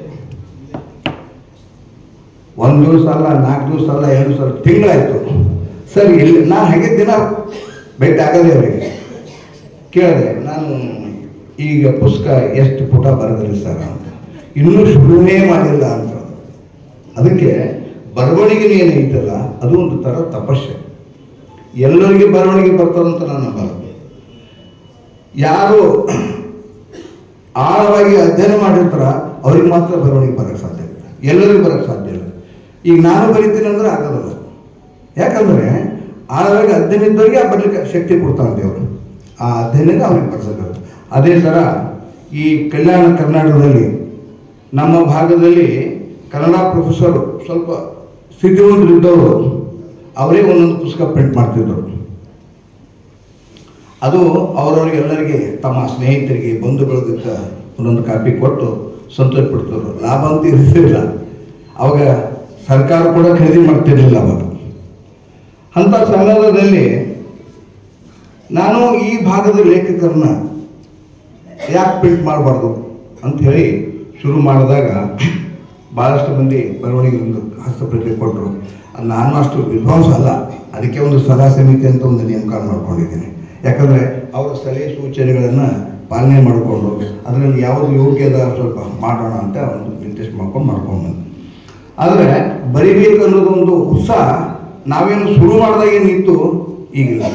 ಈಗ ಪ್ರತಿಯೊಬ್ಬರು ಬರಿಬೇಕಂತ ಒಂದು ಹುಮ್ಮಸ್ಸು ಬರ್ತಾ ಇದೆ. ನನಗೆ ಅದು ಭಾಳ ಸಂತೋಷ. ಯಾಕಂದರೆ ಬರವಣಿಗೆ ಎಲ್ಲರಿಗೂ ಬರೋದಿಲ್ಲ, ಅದು ಮೊದಲಿಂದ ಹೇಳ್ತಾ ಇದ್ದೇನೆ. ಆದರೆ ಈಗ ಬರೆಯೋರಂತೂ ಸರ್ ನಾನು ಪುಸ್ತಕ ಬರ್ತೀನಿ, ನಂದು ನೋಡ್ರಿ ನಿಮ್ಮದು ನೋಡ್ರಿ ಅಂತ ಹಿಂಗೆ ಹೇಳೋರು ಬರ್ತಾ ಇದ್ದಾರೆ. ಆದರೆ ಒಂದು ಮನುಷ್ಯ ಹೇಳ್ತಾ ಇದ್ದ, ನಾವು ಸ್ವಲ್ಪ ಕ್ವಾಲಿಟಿ ನೋಡ್ಕಿ ಅವ್ರದ್ದು ಸಾಹಿತ್ಯದ ಕ್ವಾಲಿಟಿ ನೋಡಿಕೊಂಡು ಮಾಡೋಣ ಅಂತ ನಮ್ಮ ಸಲಹಾ ಸಮಿತಿಯವ್ರಿಗೆ ಹೇಳಿದೆ. ಅದಕ್ಕೂ ಅವ್ರು ಸಹಕಾರ ಕೊಟ್ಟರು. ಆದರೆ ನನಗೆ ಇನ್ನೂ ಒಂದು ನಮ್ಮ ಸಲಹಾ ಸಮಿತಿಯವ್ರಿಗೆ ಆಯಿತು ಈ ಭಾಗದ ಸಾಹಿತಿಗಳಲ್ಲಿ ಒಂದು ವಿನಂತಿ ಏನು ಮಾಡ್ತೀನಿ ಅಂದರೆ, ಇಲ್ಲಿ ಗೀತಾ ನಾಗಭೂಷಣ್ ಒಬ್ಬರೇ ಕೇಂದ್ರ ಸಾಹಿತ್ಯ ಅಕಾಡೆಮಿ ಪ್ರಶಸ್ತಿ ಬಂದಂತ. ನಾವೇನಂತೀವಿ, ರಾಜ್ಯ ಸಾಹಿತ್ಯ ಅಕಾಡೆಮಿ ಪ್ರಶಸ್ತಿ ಬರಂಗಾದರೂ ನೀವು ಕಥೆಗಳ ರಚನೆ ಮಾಡಿರಿ ಅಂತ ಈ ಮೂಲಕ ಎಲ್ಲರಿಗೂ ವಿನಂತಿ ಮಾಡ್ತೀವಿ. ಆ ಥರ ನಾವು ಈ ಬೆಳವಣಿಗೆನ ರಾಜ್ಯ ಮಟ್ಟಕ್ಕೆ ಬೆಳೆಸಬೇಕು ಅಂತ ನಂದು ಒಂದು ಅಭಿಲಾಷೆ. ಡಿಮ್ಯಾಂಡ್ ಬಂದ ತಕ್ಷಣ ಒಂದು ಕಾಗದ ಹಾಕಿ ಕಳಿಸ್ಕೊಡ್ರಿ. ಅದು ಭಾಳ ನೋವಾಕಿತ್ತು. ನೀವು ಬರೆಯೋರಿಗೆ ಏನಾಗ್ತದ ಅದಕ್ಕಿಂತ 100 ಪಟ್ಟು ನನಗೆ ಆ ನೋವಾಗ್ಯದ. ಯಾಕಂದರೆ ನಮ್ಮ ಭಾಗದ ಲೇಖಕರು, ನಮ್ಮ ಭಾಗದ ಪ್ರಕಾಶಕರಿಗೆ ಯಾವ ರೀತಿ ಶೋಷಣೆ ಆಗ್ತಾ ಇದೆಯಪ್ಪ ಅಂತ. ನಾವೇನು ರೊಕ್ಕ ಕೊಡ್ರಪ್ಪ, ಪುಸ್ತಕ ಮಾರಾಟ ಮಾಡೋದ್ರಲ್ಲಿ ದುಡ್ಡು ಕೊಡ್ರಿ ಅಂತ ಹೇಳಿದ್ರು ಕೂಡ ಅವರು ಒಪ್ತಿರಲಿಲ್ಲ. ಅದಕ್ಕೆ ಒಂದು ಛಲ ತೊಟ್ಟು ನಮ್ಮ ಭಾಗದ, ಈಗ ನೋಡಿ ಇಲ್ಲಿ ಪ್ರೊಫೆಸರ್ ರಾಮಚಂದ್ರ ಜೋಶಿ ಬಂದಿದ್ದಾರೆ, ಅವ್ರದ್ದು ಒಂದು ದೊಡ್ಡ ಕಥೆನೇ ಇದೆ ಸರ್. ಅದಕ್ಕೆ ನಮ್ಮ ಪ್ರಭಾಕರ್ ಜೋಶಿನೇ ಕಾರಣ. ಇವತ್ತು ಮಿತಿಗೆ ಹೇಳ್ತಾ ಇದ್ದೇನೆ ನಾನು PUC ಬುಕ್ಸ್ಗಳು. ಯಾಕಂದ್ರೆ Mangaluru side Bengaluru side science books ಅಂತ ಒಳ್ಳೆ ಫೇಮಸ್ ಇತ್ತು. ನಮ್ಮಲ್ಲಿನೂ ಈ ಭಾಗದಿಂದ ಆ ಥರ ರಾಜ್ಯ ಮಟ್ಟಕ್ಕೆ ನಮ್ಮ ಲೇಖಕರನ್ನ ನಾವು ಪರಿಚಯ ಮಾಡಿಸ್ಬೇಕಂತ ಪ್ರಯತ್ನ ಪಟ್ಟೆ. ಅದಕ್ಕೆ ಸೈನ್ಸ್ ಬುಕ್ನಲ್ಲಿ 2 ಬುಕ್ ಬಂದು PUCದೊಳಗೆ. ಆಗಿನ ಕಾಲಕ್ಕೆ 9 ಲಕ್ಷ ರೂಪಾಯಿನ ಖರ್ಚು ಮಾಡಿದ್ದೆ. ಆ 9 ಲಕ್ಷ ಖರ್ಚು ಮಾಡಿದಾಗ 1600 ಕಾಪಿ ನಾನು PUC ಬೋರ್ಡ್ ವ್ಯಾಲ್ಯೂಷನ್ದಲ್ಲಿ ಗೌರವ ಪ್ರತಿ ಅಂತ ಕೊಟ್ಟು ಬಂದೆ. 1600 ಪುಸ್ತಕನೂ ನಮ್ಮಲ್ಲಿ ಸೇಲ್ ಆಗಲಿಲ್ಲ. ಗೌರವ ಪ್ರತಿ ಎಷ್ಟು ಕೊಟ್ಟಿದ್ದ ಅಷ್ಟು ಪ್ರತಿಗಳು ಸೇಲ್ ಆಗಲ್ಲ. ಭಾಳ ಮನಸ್ಸಿಗೆ ನೊಂದ್ಕೊಂಡ್ಬಿಟ್ಟೆ. ಏನಪ್ಪ ಈ ಥರ ಪ್ರಯತ್ನ ಪಟ್ಟರು, ದೇವ್ರ ಯಾಕೋ ಆಶೀರ್ವಾದ ಮಾಡಲಿಲ್ಲಲ್ಲ ಅಂತ. ಆಮೇಲೆ PUC ಸೆಕೆಂಡ್ ಇಯರ್ದು ಸೈನ್ಸ್ ಅಂತೂ ನಮ್ಮ ಭಾಗಕ್ಕೆ ಆಗಲಿಲ್ಲ. ಆರ್ಟ್ಸ್ ಬುಕ್ಕಿಗಾದರೂ ಮಾಡೋಣ ಅಂತ ಪ್ರಯತ್ನ ಮಾಡಿದೆ. ಅವಾಗ ಅರ್ಥಶಾಸ್ತ್ರ, ರಾಜ್ಯಶಾಸ್ತ್ರ, ಇತಿಹಾಸ 3 ಆ ಥರ ಸಿಕ್ಕಿದ್ರು. ಒಬ್ಬ ಸ್ನೇಹಿತರು ಅಣ್ಣಾಸಾಗರ್ ಅಂತ ಸೇಡಂದಲ್ಲಿ ಅವರು ಪುಸ್ತಕ ಬಿಡುಗಡೆಗೆ ನನಗೆ ಕರೆದ್ರು. ನಾನಂದೆ, ಸರ್ ನಾನೇನು ಸಾಹಿತಿ ಅಲ್ಲ, ನನಗೆ ಯಾಕೆ ಕರೀತೀರಿ, ದಯವಿಟ್ಟು ಒಬ್ಬ ಸಾಹಿತಿಗನ ಕರೀತೀನಿ. ಇಲ್ಲ ನಿಮ್ಮ ಕಡೆಯಿಂದನೇ ಬಂದು ಒಬ್ಬ ಪ್ರಕಾಶಕ ಕಡೆಯಿಂದನೇ ನಾನು ಪುಸ್ತಕ ಬಿಡುಗಡೆ ಮಾಡ್ತೀನಿ ಅಂತ ಭಾಳ ಹಠ ತೊಟ್ಟು ನಮ್ಮನ್ನು ಕರೆದ್ರು. ಆ ಕಾರ್ಯಕ್ರಮಕ್ಕೆ ಹೋಗಿ ಪುಸ್ತಕ ಬಿಡುಗಡೆ ಮಾಡಿ ಬಂದೆ. ಅವಾಗ ಊಟಕ್ಕೆ ಹೋದಾಗ ನಮ್ಮ ಪ್ರಭಾಕರ್ ಜೋಶಿಯವರಿಗೆ ಒಂದು ಮಾತು ಹೇಳಿದ್ರು, ಸರ್ 3 ಸಬ್ಜೆಕ್ಟು ಶಿಕ್ಷಣ ಅರ್ಥ ರಾಜ್ಯ ಸಮಾಜಶಾಸ್ತ್ರದವ್ರು ಇನ್ನೂ ಸಿಕ್ಕಿಲ್ಲ, ಅದಕ್ಕೆ ಸಮಾಜಶಾಸ್ತ್ರ ಯಾರಾದರೂ ಇದ್ದರೆ ಹೇಳ್ರಿ ಅಂತ ಅವ್ರಿಗೆ. ನೀವು ಊಟ ಮಾಡಿದ್ರೆ ನಾನು ಕರ್ಕೊಂಡು ಹೋಗ್ಬಿಟ್ಟು ಮಾಡಿಸ್ತೀನಿ ಅಂತ. ನಿಜವಾಗಲೂ ಇವತ್ತು PUCಗೆ ಇದ್ದಂಥ ರಾಮಚಂದ್ರ ಜೋಶಿ ಅವರು ಚನ್ನಶಂಕರ್ ಅವರು ಕೂಡ PUC ಲೆಕ್ಚರರ್ ಮಂಗಳೂರು ಕಾಲೇಜಿನಲ್ಲಿ. ಅವರು ಇಡೀ ರಾಜ್ಯದಲ್ಲಿ ಅವ್ರದ್ದು ಒಳ್ಳೆ ಹೆಸರು, ಒಳ್ಳೆ ಫೇಮಸ್ಸು. PUC ಕಾಲೇಜ್ ಇದ್ರು, ಡಿಗ್ರಿ ಬುಕ್ಸ್ ಬರೀತಿದ್ರು. ಅದರಂಗೆ ಇವರಿಗೆ first year PUC, second year PUC ಬರಲಿಕ್ಕೆ ಹೇಳಿದೆ. ಮತ್ತು ನಾ ಯಾವಾಗ ಟೈಮ್ ಕೊಟ್ಟಿದ್ದೆ ಆ ಟೈಮ್ ಪ್ರಕಾರ ಪುಸ್ತಕನೂ ಅವರು ತಂದು ಕೊಟ್ಟರು ಸ್ಕ್ರಿಪ್ಟು. ಇವತ್ತು ಅವ್ರ ಡಿಗ್ರಿ ಪುಸ್ತಕನೂ ಬರ್ತಾರೆ. ರಾಜ್ಯ ಮಟ್ಟದಲ್ಲಿ ಅವ್ರದ್ದು ಪುಸ್ತಕಗಳು ಸೇಲ್ ಆಗ್ತದೆ. ಅದು ಪ್ರಭಾಕರ್ ಜೋಶಿಗೆ ಸೇರ್ತದೆ. ಇವತ್ತು ಲೋಕಾರ್ಪಣೆಗೊಂಡಿರ್ತಕ್ಕಂಥ ಈ ಎಲ್ಲ ಪುಸ್ತಕಗಳ ಲೇಖಕರಿಗೆ ಪ್ರಕಾಶನ ಸಂಸ್ಥೆಯ ಪರವಾಗಿ ಗೌರವ ಸಮರ್ಪಣೆ ಇರುತ್ತದೆ. ಪರಮ ಪೂಜ್ಯರು ಎಲ್ಲರನ್ನ ಗೌರವಿಸಿ ಆಶೀರ್ವದಿಸಲಿದ್ದಾರೆ.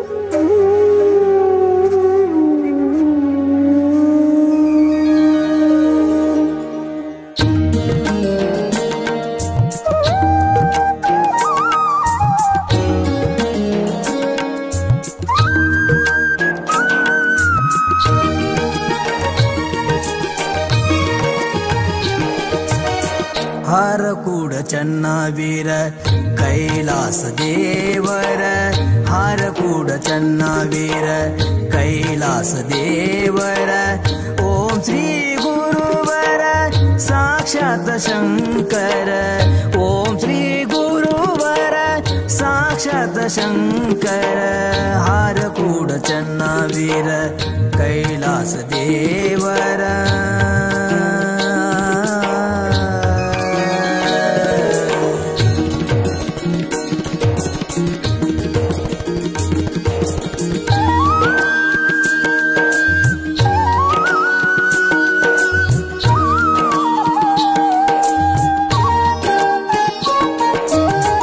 ನಂಬಿದ ಭಕ್ತರ ಪೊರೆದೆನಿ ಗುರುವರ ನಂಬಿದ ಭಕ್ತರ ಪೊರೆದನಿ ಗುರುವರ ದೂರ ಮಾಡಿದೆ ನೀ ಬಂಧನ ಪಾರ ದೂರ ಮಾಡಿದೆ ನೀ ಬಂಧನ ಪಾರ ಚರಣ ಕಮಲಗಳಿಗೆ ನಮಸ್ಕಾರ ಚರಣ ಕಮಲಗಳಿಗೆ ನಮಸ್ಕಾರ ಕರುಣಿಸಿ ಕಾಪಾಡೋ ಹರ ಅವತಾರ ಕರುಣಿಸಿ ಕಾಪಾಡೋ ಹರ ಅವತಾರ ಹರ ಅವತಾರ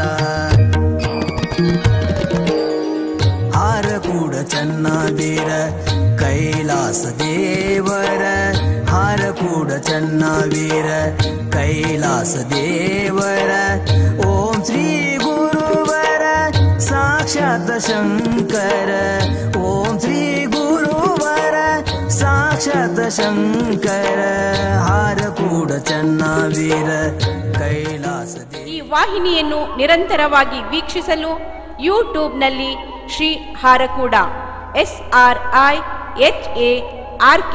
SRIHARKOOD ಎಂದು ಟೈಪ್ ಮಾಡಿ. ನಮ್ಮ ಈ ಚಾನೆಲ್ಗೆ ಸಬ್ಸ್ಕ್ರೈಬ್ ಮಾಡಿ, ಬೆಲ್ ಅನ್ನು ಒತ್ತಿರಿ.